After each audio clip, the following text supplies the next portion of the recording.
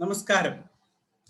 നാം ഇന്ന് നമ്മുടെ 320ാമത് സൂം സെഷൻ തുടങ്ങുകയാണ്. മലയാള ഭാഷയിൽ നമ്മുടെ മലയാളികൾക്ക് വേണ്ടി മലയാളികളെ കണക്ട് ചെയ്തുകൊണ്ട് മലയാളികളിൽ ഹോമിയോപ്പതിയുടെ പ്രസക്തി അതുപോലുള്ള കാര്യങ്ങളൊക്കെ എത്തിക്കുന്നതിനും ഹോമിയോപ്പതി ഇന്ന് നേരിടുന്ന പ്രതിസന്ധികൾ ജനങ്ങളിൽ എത്തിക്കുന്നതിനും വേണ്ടി നാം തുടങ്ങിയ ഈ സൂം സെഷൻ അതിഗംഭീരമായി പുരോഗമിച്ചുകൊണ്ടിരിക്കുകയാണ്. ഇതിൽ ഇന്ന് നമുക്ക് അതിഥിയായി നമ്മുടെ കൂടെ എത്തുന്നത് നമ്മുടെ തന്നെ പ്രിയങ്കരനായ സദത് സേട്ട് എന്ന കൊച്ചിക്കാരനാണ്. അദ്ദേഹം എറണാകുളത്ത് സെയ്റ്റ്സ് ഹോമിയോപ്പതി എന്ന ഒരു സ്ഥാപനം നടത്തുന്നു. അതുകൂടാതെ തന്നെ ആലുവായിലും ഇതുപോലെ തന്നെ ഒരു സ്ഥാപനം സെയ്റ്റ് ഹോമിയോപ്പതിയുടെ പേരിൽ തന്നെ നടത്തുന്നു. അദ്ദേഹത്തെ കുറിച്ച് പറയുകയാണെങ്കിൽ നമ്മുടെ ഹോമിയോപ്പതിയിലെ കേരളത്തിലെ ഏറ്റവും വലിയ ഏറ്റവും വലിയ സംഘടനയായ ഇൻസ്റ്റിറ്റ്യൂഷൻ ഓഫ് ഹോമിയോപ്പതിയുടെ ഒരു ഫാക്കൽറ്റി ടീമിലെ മെമ്പറാണ്. അതുപോലെ തന്നെ അദ്ദേഹം അതിൻ്റെ ഭരണസമിതിയിൽ പലപ്പോഴും ഇരുന്ന ആളാണ്.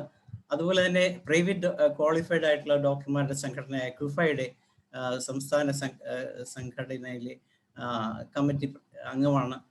അതുപോലെ തന്നെ ഒരു സാമൂഹ്യ പ്രവർത്തകനാണ്. ഇങ്ങനെ ഒത്തിരി മേഖലകളിൽ പ്രവർത്തിക്കുന്ന അദ്ദേഹത്തിനെയാണ് ഇന്ന് നമുക്കിവിടെ ഫാക്കൽറ്റി ആയിട്ട് കിട്ടിയിരിക്കുന്നത്. ഇപ്പം നമുക്കറിയാം, നമ്മുടെ നാട് നേരിടുന്ന ഏറ്റവും വലിയ പ്രശ്നം കോവിഡ് എന്ന നാട് മാത്രമല്ല ലോകം മൊത്തം നേരിടുന്ന ഏറ്റവും വലിയ പ്രതിസന്ധി കോവിഡ് തന്നെയാണ്. അപ്പൊ കോവിഡ് നമുക്ക് ചികിത്സിക്കാൻ പാടില്ല എന്ന് പറഞ്ഞിരുന്ന കാലത്ത് രോഗികൾ നമ്മളെ തേടി വന്നപ്പോൾ നമുക്ക് ചികിത്സിക്കാതിരിക്കാൻ പറ്റില്ല. സ്വാഭാവികമായിട്ടും നമ്മൾ രോഗത്തിന്റെ പേര് നോക്കിയല്ല ചികിത്സിക്കുന്നത്. രോഗി പറയുന്ന രോഗി കാണിക്കുന്ന രോഗലക്ഷണങ്ങൾ നോക്കിയാണ് നമ്മൾ ചികിത്സിക്കുന്നത്. അതിൻ്റെ അടിസ്ഥാനത്തിൽ പോസിറ്റീവായതും അല്ലാതെ ആയ ധാരാളം കോവിഡ് കേസുകൾ ചികിത്സിക്കാൻ കേരളത്തിലെ ഡോക്ടർമാർക്കായി. അതിൽ വളരെ ഗംഭീരമായി വളരെ നല്ല രീതിയിൽ എറണാകുളത്തിരുന്ന് ധാരാളം കോവിഡ് രോഗികളെ നോക്കിയ അനുഭവങ്ങളുമായാണ് ഡോക്ടർ സദത് സേട്ട് ഇന്ന് എത്തിയിരിക്കുന്നത്. അദ്ദേഹത്തിൻ്റെ പ്രസന്റേഷനെ കുറിച്ച് പറയുകയാണെങ്കിൽ അദ്ദേഹം വളരെ നല്ല രീതിയിൽ എല്ലാ കാര്യങ്ങളും അവതരിപ്പിക്കാൻ നമ്മൾ പറഞ്ഞ രണ്ടാം പക്കം തന്നെ അദ്ദേഹം എത്തിയിരിക്കുകയാണ്. അതായത് ഒരു പ്രിപ്പറേഷനും അദ്ദേഹത്തിന് ആവശ്യമില്ല, അത്ര കണ്ട് പ്രഗത്ഭനാണ്. പിന്നെ 1994 ബാച്ചിലാണ് അദ്ദേഹം പുറത്തു വന്നത്. അന്ന് തുടങ്ങിയ പ്രാക്ടീസാണ്. ഇപ്പോഴും അതിഗംഭീരമായി മുന്നേറിക്കൊണ്ടിരിക്കുകയാണ്. അദ്ദേഹത്തിൻ്റെ ഇന്നത്തെ ഈ സെഷൻ നമുക്ക് ആസ്വദിക്കാം. അതിനായിട്ട് ഞാൻ അദ്ദേഹത്തെ സ്വാഗതം ചെയ്യുന്നു. കൂടെ ഇവിടെ പങ്കെടുക്കുന്ന എല്ലാ ഹോമിയോപ്പതിക് ലവേഴ്സിനെയും സ്റ്റുഡൻസിനെയും അതുപോലെ തന്നെ ഹോമിയോപ്പതി ഡോക്ടർമാരെയും പ്രത്യേകിച്ച് നമ്മുടെ പ്രസിഡന്റ്, സെക്രട്ടറി, അതുപോലെ തന്നെ വൈസ് പ്രസിഡന്റ് മനോജ് ഡോക്ടർ, അങ്ങനെ എല്ലാവരെയും ഞാൻ ക്ഷണിച്ചുകൊള്ളുകയാണ്. അതുപോലെ തന്നെ നമുക്ക് ഇത് കഴിയുമ്പോൾ ഒരു ഡിസ്കഷൻ ഉണ്ട്. ആ ഡിസ്കഷനിൽ എല്ലാവരും ആ സമയമാകുമ്പോൾ ഹാൻഡ് റൈസ് ചെയ്യുക. എല്ലാവർക്കും ചോദ്യങ്ങൾ ചോദിക്കാനുള്ള അവസരം ഉണ്ടാകും. അദ്ദേഹത്തിന്റെ മറുപടി നമുക്ക് കേൾക്കാം. ഈ വേദിയിലേക്ക് ഞാൻ സദത് ഡോക്ടറെ സ്വാഗതം ചെയ്യുന്നു. താങ്ക് യു ധനേഷ് ഡോക്ടറെ, താങ്ക് യു. ഇങ്ങനൊരു പ്ലാറ്റ്ഫോമിന് ഈ ഒരു പ്ലാറ്റ്ഫോം എന്തൊക്കെ ചെയ്യുന്നു എന്നുള്ളത് ഒരു 1.5 കൊല്ലം മുമ്പ് തന്നെ നമ്മൾ മനസ്സിലാക്കിയതാണ്. കേൾക്കാമോ എല്ലാവർക്കും? കേൾക്കാം. നമ്മൾ പലപ്പോഴും കുറെ സെഷനിൽ ഞാൻ വന്നിട്ടുണ്ട്. Doctor Ismail Sait, doctor K Joseph ഒക്കെ ഉള്ള സാറൊക്കെ ഉണ്ടായിരുന്ന കുറെ സെഷൻസിൽ ഞാൻ വന്നിട്ടുണ്ട്. പലപ്പോഴും വരാൻ പറ്റാറില്ല എന്നുള്ളത് വളരെ ഇതുണ്ട്. പക്ഷെ വളരെ നല്ലൊരു അഭിപ്രായങ്ങളും പലതും ചെയ്തു. ഇപ്പോൾ നമ്മുടെ സെക്രട്ടേറിയറ്റിന് മുന്നിലുള്ള ധർണ പോലും ഉണ്ടായിരുന്നു. 8 പേരെ പറ്റുള്ളൂ എങ്കിലും അതും ഉണ്ടായിരുന്നു. അതും ഞാൻ കണ്ടിരുന്നു ലൈവായിട്ട് തന്നെ. എല്ലാ ഭാവുകങ്ങളും നേരുന്നു.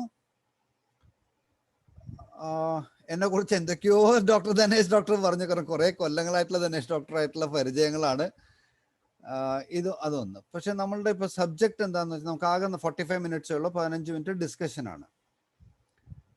കോവിഡ് നമ്മൾ തുടങ്ങിയ അന്ന് മുതൽ തന്നെ കോവിഡ് എന്താണെന്ന് നമുക്ക് കറക്റ്റ് ഒരു പിക്ചർ ഉണ്ടായിരുന്നില്ല. എവിടെയോ ആൾക്കാർ മരിക്കുന്നു, ചൈനയിൽ മരിക്കുന്നു, കേരളത്തിൽ 1 വന്നു 2 വന്നു എന്നൊക്കെ പറഞ്ഞു നടക്കുന്നു. കോവിഡ് എന്താണെന്നുള്ളൊരു പിക്ചർ വന്നില്ല. കുറച്ച് ദിവസത്തിന് വരുന്നതിന് മുമ്പ് തന്നെ നമ്മുടെ CCRH ആസാൽവ് പറഞ്ഞു അത് ഇവിടെ കൊടുക്കണം എന്നായി. അപ്പോഴും നമ്മൾ പറയണത് അന്നും ഞാൻ പറഞ്ഞിരുന്നത് നമ്മുടെ മരുന്ന് പ്രിവെന്റീവ് അല്ല. തൽക്കാലം നമ്മുടെ ഇത് സംഭവം പ്രിവെന്റീവിന് പോലും നിൽക്കില്ല. കാരണം അത്രയ്ക്കധികം വഷളാവുന്ന കേസുകളാണ്. അന്നും നമ്മൾ പറഞ്ഞത് എന്താന്ന് വെച്ച് കഴിഞ്ഞാൽ കോവിഡിന്റെ പേരെടുത്ത് തന്നെ നമ്മൾ പറഞ്ഞത് കോവിഡിന് നമുക്ക് മരുന്നുണ്ട് എന്ന് തന്നെയാണ്. അങ്ങനെ പറഞ്ഞ വളരെ കുറച്ച് ആൾക്കാരുള്ളതാണ് ദിനേശ് ഡോക്ടർ നമ്മുടെ നമ്മൾ ആകെ ആദ്യത്തെ കൺഫ്യൂഷൻ എന്തായിരുന്നു വെച്ച് കഴിഞ്ഞാൽ ആസാൽബ് കൊടുക്കണോ, കുറെ പേര് വേണ്ട എന്ന് പറയുന്നത്. ജീനസ് എപ്പിഡമിക്സ് കണ്ടുപിടിച്ചിട്ടില്ല, അതുകൊണ്ട് ഇവിടെ ജീനസ് എപ്പിഡമിക്സ് കണ്ടുപിടിക്കണം, നമ്മൾ മന്ത്രിക്ക് കൊടുക്കുന്നു, നമുക്കൊരു 10 കേസ് ഇത് വേണം എന്നൊക്കെ പറഞ്ഞ് നമ്മൾ മെമ്മോറാണ്ടം കൊടുക്കുന്നു. ഇങ്ങനെ കുറെ കാര്യങ്ങൾ നടക്കുന്നതിൻ്റെ ഇടയ്ക്ക് കുറച്ച് കേസുകൾ അവിടെ നിന്ന് ഇവിടുന്ന് ഫിൽട്ടർ ചെയ്തിട്ട് നമുക്കൊക്കെ വന്നുകൊണ്ടിരുന്നു. അങ്ങനെ നമ്മൾ കുറച്ച് കഴിഞ്ഞു. പിന്നെ എല്ലാവർക്കും ഇങ്ങനെ കോവിഡ് എന്താണെന്നും കാര്യങ്ങളൊക്കെ ഒന്ന് മനസ്സിൽ വന്നതോടുകൂടി നമ്മൾ പിന്നെ എല്ലാ ഹോമിയോപ്പതി ഡോക്ടർമാരും അലേർട്ടായി. നമ്മുടെ ക്ലിനിക്കുകളിലും പേഷ്യൻസ് വന്നു തുടങ്ങി. നമ്മൾ പലപ്പോഴും ദൈവം സഹായിച്ച് ഇന്നേ വരെ നമ്മുടെ ഫസ്റ്റ് ലോക്ക്ഡൗൺ മുതൽ ഇന്ന് വരെ എൻ്റെ ക്ലിനിക്ക് ഒരു ദിവസം പോലും അടച്ചിട്ടിട്ടില്ല. ഇത്രയും കോവിഡിൻ്റെ ഈവൻ ലോക്ക്ഡൗണിൽ പോലും നമ്മുടെ ക്ലിനിക്കിൻ്റെ പരിസരത്ത് കുറെ കണ്ടെയ്ൻമെന്റ് സോൺ ആയിട്ട് പോലും എൻ്റെ ക്ലിനിക്കിന് പൂട്ടേണ്ട ഒരു ഇത് വന്നിട്ടില്ല. IGയുടെ ഓഫീസിന്റെ പുറകിലാണ് എൻ്റെ ക്ലിനിക്ക് ഉള്ളത്. അവർ പോലും നമുക്ക് സപ്പോർട്ട് തന്നിട്ടുള്ളതാണ്. അപ്പോൾ അതുപോലെ സപ്പോർട്ട് സിസ്റ്റത്തിന് പോലും നമുക്ക് അവരുടെ അടുത്തൊക്കെ നന്ദി പറയണം. കാരണം ചൊല്ലൊരു ദിവസം പോലും എൻ്റെ ഒരു പേഷ്യൻറ്റിനെ അകത്തോട്ട് കയറ്റി വിടാതെ ഇരുന്നിട്ടുള്ള ഒരു ദിവസം പോലും ഒരു ഇൻസിഡന്റ് പോലും ഇല്ല. അപ്പോൾ അതൊക്കെ നമുക്ക് കിട്ടിയ ഒരു വലിയൊരു പ്രിവിലേജ് ആണ്. പല ക്ലിനിക്കുകളും പൂട്ടിക്കിടക്കുമ്പോൾ നമ്മൾ വർക്ക് ചെയ്യുന്നു, ഹോമിയോപ്പതി ഡോക്ടർമാർ കുറേ പേര് വർക്ക് ചെയ്തു. അതിൻ്റെയൊക്കെ റിസൾട്ടായിട്ട് പതുക്കെ നമ്മളുടെ ഇടയിൽ ആൾക്കാർ അറിഞ്ഞു തുടങ്ങി, ഹോമിയോപ്പതി വന്നു തുടങ്ങി, പല സ്ഥലത്തുനിന്ന് വന്നു തുടങ്ങി. ആസാൽബിൻ്റെ ഇതും നമ്മൾ മരുന്ന് കൊടുത്തു തുടങ്ങി. അങ്ങനെ കുറേ കേസുകൾ വന്നു. നമ്മൾ ആദ്യമൊക്കെ ഫസ്റ്റൊക്കെ നമ്മൾ കണ്ടിരുന്നത് കോവിഡ് കേസ് എന്ന് പറഞ്ഞാൽ തന്നെ ഒന്നുമില്ല, ആകെ ഒരു പനി ചുമ അതൊക്കെ വന്നു. അതൊക്കെ നമുക്ക് എല്ലാവർക്കും ഹാൻഡിൽ ചെയ്യണ പോലെ നമ്മളും ഹാൻഡിൽ ചെയ്തു. അന്നും കൊടുത്തിരുന്നതൊക്കെ നമ്മൾ എല്ലാവർക്കും കൊടുത്തിരുന്നു. ഞാൻ മെഡിസിനിലോട്ടും ബാക്കി കാര്യങ്ങളിലും എങ്ങനെയാണെന്നുള്ളത് ഞാൻ വരാം. അപ്പൊ ഇതായിരുന്നു നമ്മളുടെ ഹോമിയോപ്പതി. പക്ഷെ അതിന് വിപരീതമായി വന്നത് ഒരു ഫസ്റ്റ് വേവിന്റെ അവസാനങ്ങളിലും സെക്കൻഡ് വേവിന്റെ തുടക്കങ്ങളിലും പല വിധത്തിലുമാണ് വന്നു തുടങ്ങിയത്. പിന്നെ നമ്മുടെ സംഭവം കൈവിട്ടുപോയി. ഹോമിയോപ്പതിയിൽ നിൽക്കുമോ ഇല്ല എന്നുള്ളൊരു സംശയങ്ങൾ വന്നു. അന്നും ഞാൻ പറഞ്ഞിരുന്നത് നമ്മളുടെ സമയം വന്നിട്ടേ ഉള്ളൂ. ഹോമിയോപ്പതിയിൽ എന്തൊക്കെ നമുക്ക് ചെയ്യാൻ പറ്റും എന്നുള്ളത് ഇപ്പോഴും നമ്മൾ കാണിക്കാൻ നമ്മളെ കൊണ്ട് പറ്റിയിട്ടില്ല. പക്ഷെ പറ്റുന്ന ഒരു സമയം വരും. അതുവരെ നമ്മൾ പറഞ്ഞുകൊണ്ടിരിക്കുക, ഫേസ്ബുക്കിലും സോഷ്യൽ മീഡിയാസിലും പറഞ്ഞുകൊണ്ടിരിക്കുക, നമുക്ക് ചെയ്യാൻ പറ്റും. അപ്പൊ അങ്ങനെ ആ പറഞ്ഞ് 1.5 കൊല്ലം നമ്മൾ പറഞ്ഞതിന്റെ റിസൾട്ട്സ് ആണ് നമുക്ക് ലാസ്റ്റിൽ നമുക്ക് ചെയ്യാൻ പറ്റിയത്. ഇവിടെ പബ്ലിക് കൂടി ഉണ്ട്, നമ്മളുടെ ഡോക്ടേഴ്സ് ഉള്ള പ്ലാറ്റ്ഫോം ആയതുകൊണ്ട് ഞാൻ കുറച്ച് കാര്യങ്ങൾ എൻ്റെ ഒരു എക്സ്പീരിയൻസ് ആണ് ഞാൻ പറയുന്നത്. ഈ ട്രീറ്റ് ചെയ്തതിൻ്റെ ഒരു എക്സ്പീരിയൻസ്, അതിൽ പലതും ചിലപ്പോൾ ഉൾക്കൊള്ളാൻ പറ്റിയെന്ന് വരില്ല, ചിലപ്പോൾ എന്താ പറയുക ക്രിറ്റിസിസം ഉണ്ടാവും, ഇതൊക്കെ ഉണ്ടാവും. പക്ഷെ എൻ്റെ ഒരു എക്സ്പീരിയൻസ് എന്ന് പറഞ്ഞാൽ എൻ്റെ മുമ്പിൽ വേറെ ആളില്ല നമുക്ക് ഇത് പറഞ്ഞു തരാൻ, ഇന്നതുപോലെ ചെയ്യ്, ഇന്ന കേസുകളിൽ ഇന്നതുപോലെ ചെയ്യുന്നു ഒന്നും പറഞ്ഞു തരാൻ നമ്മുടെ കയ്യിൽ ആളില്ല. അപ്പോൾ നമ്മള് പലതും ടാലന്റ് എറർ, പലതും ഹിറ്റ് ആൻഡ് റൺ, ഇങ്ങനെ കുറെ കാര്യങ്ങളൊക്കെ നമുക്ക് ചെയ്യേണ്ട വന്നിട്ടുണ്ട്. പക്ഷെ എൻഡ് ഓഫ് ദ റിസൾട്ട്സ് നമുക്ക് കാര്യങ്ങൾ കറക്റ്റായിട്ട് പോരേണ്ട വന്നു. ഓക്കെ, ഇത് ഞാൻ സ്ട്രേറ്റ് അവേ സമയമില്ലാത്തതുകൊണ്ട് ആദ്യം ക്ലാസ്സുകളിലോട്ട് പോവുകയാണ്. ക്ലാസ് എന്നല്ല പറയേണ്ടത്, ഇത് എൻ്റെ ഒരു എക്സ്പീരിയൻസ് ഞാൻ ഷെയർ ചെയ്തു എന്ന് മാത്രം. ഇതൊരു സാധാരണ ഇങ്ങനെയല്ല നമ്മൾ പറയാറ്, നമ്മൾ 1-to-1 ക്ലാസ് ഇങ്ങനെ പോയിക്കൊണ്ടിരിക്കുകയാണ്. അപ്പോൾ ഇത് കോവിഡ് റെസ്പോൺസ് എന്ന് പറഞ്ഞാൽ ജസ്റ്റ് ഒരു ഓൺലൈൻ പ്ലാറ്റ്ഫോം ആണെന്നൊക്കെ പറഞ്ഞപ്പോൾ നമ്മൾ കോവിഡിന്റെ സ്ട്രക്ചർ ഇത് സ്ട്രക്ചറോ അല്ലെങ്കിൽ ബാക്കിയൊന്നും എല്ലാവർക്കും അറിയാവുന്നതാണ്. കോവിഡ് എന്താണെന്നും കോവിഡിനെ കുറിച്ചുള്ളതും മെഡിസിനും കാര്യങ്ങളൊക്കെ നമുക്ക് പറയാവുന്നതല്ല. ഒക്കെ സയൻസ് സിംറ്റംസ് ഒക്കെ നമുക്ക് ഡോക്ടേഴ്സിനും അറിയാം, എല്ലാ പബ്ലിക്കിനും അറിയാം, എല്ലാവർക്കും അറിയാം. അപ്പൊ സൈൻസ് ആൻഡ് സിംറ്റംസിലല്ല ഞാൻ കൂടുതൽ കോൺസെൻട്രേറ്റ് ചെയ്യണത്. എൻ്റെ കൂടുതൽ കയ്യിൽ വന്ന റിസ്ക് ഫാക്ടേഴ്സ് ഉള്ള കേസുകൾ. ബാക്കി കോവിഡ് ഒക്കെ എല്ലാവർക്കും പിള്ളേർക്ക് പോലും നമുക്ക് ചെയ്യാൻ പറ്റും. ഞാൻ കണ്ട റിസ്ക് ഫാക്ടേഴ്സ് എന്ന് പറയുന്നത് കേസുകളിലും വലിയ ഉണ്ടാക്കിയിട്ടുള്ളത് ഏറ്റവും ബുദ്ധിമുട്ട് നമുക്ക് ഉണ്ടാക്കുന്ന ഈ വയസ്സായ ആൾക്കാർ, അവരെ ഹാൻഡിൽ ചെയ്യുമ്പോൾ പ്രശ്നം. പിന്നെ ലോങ്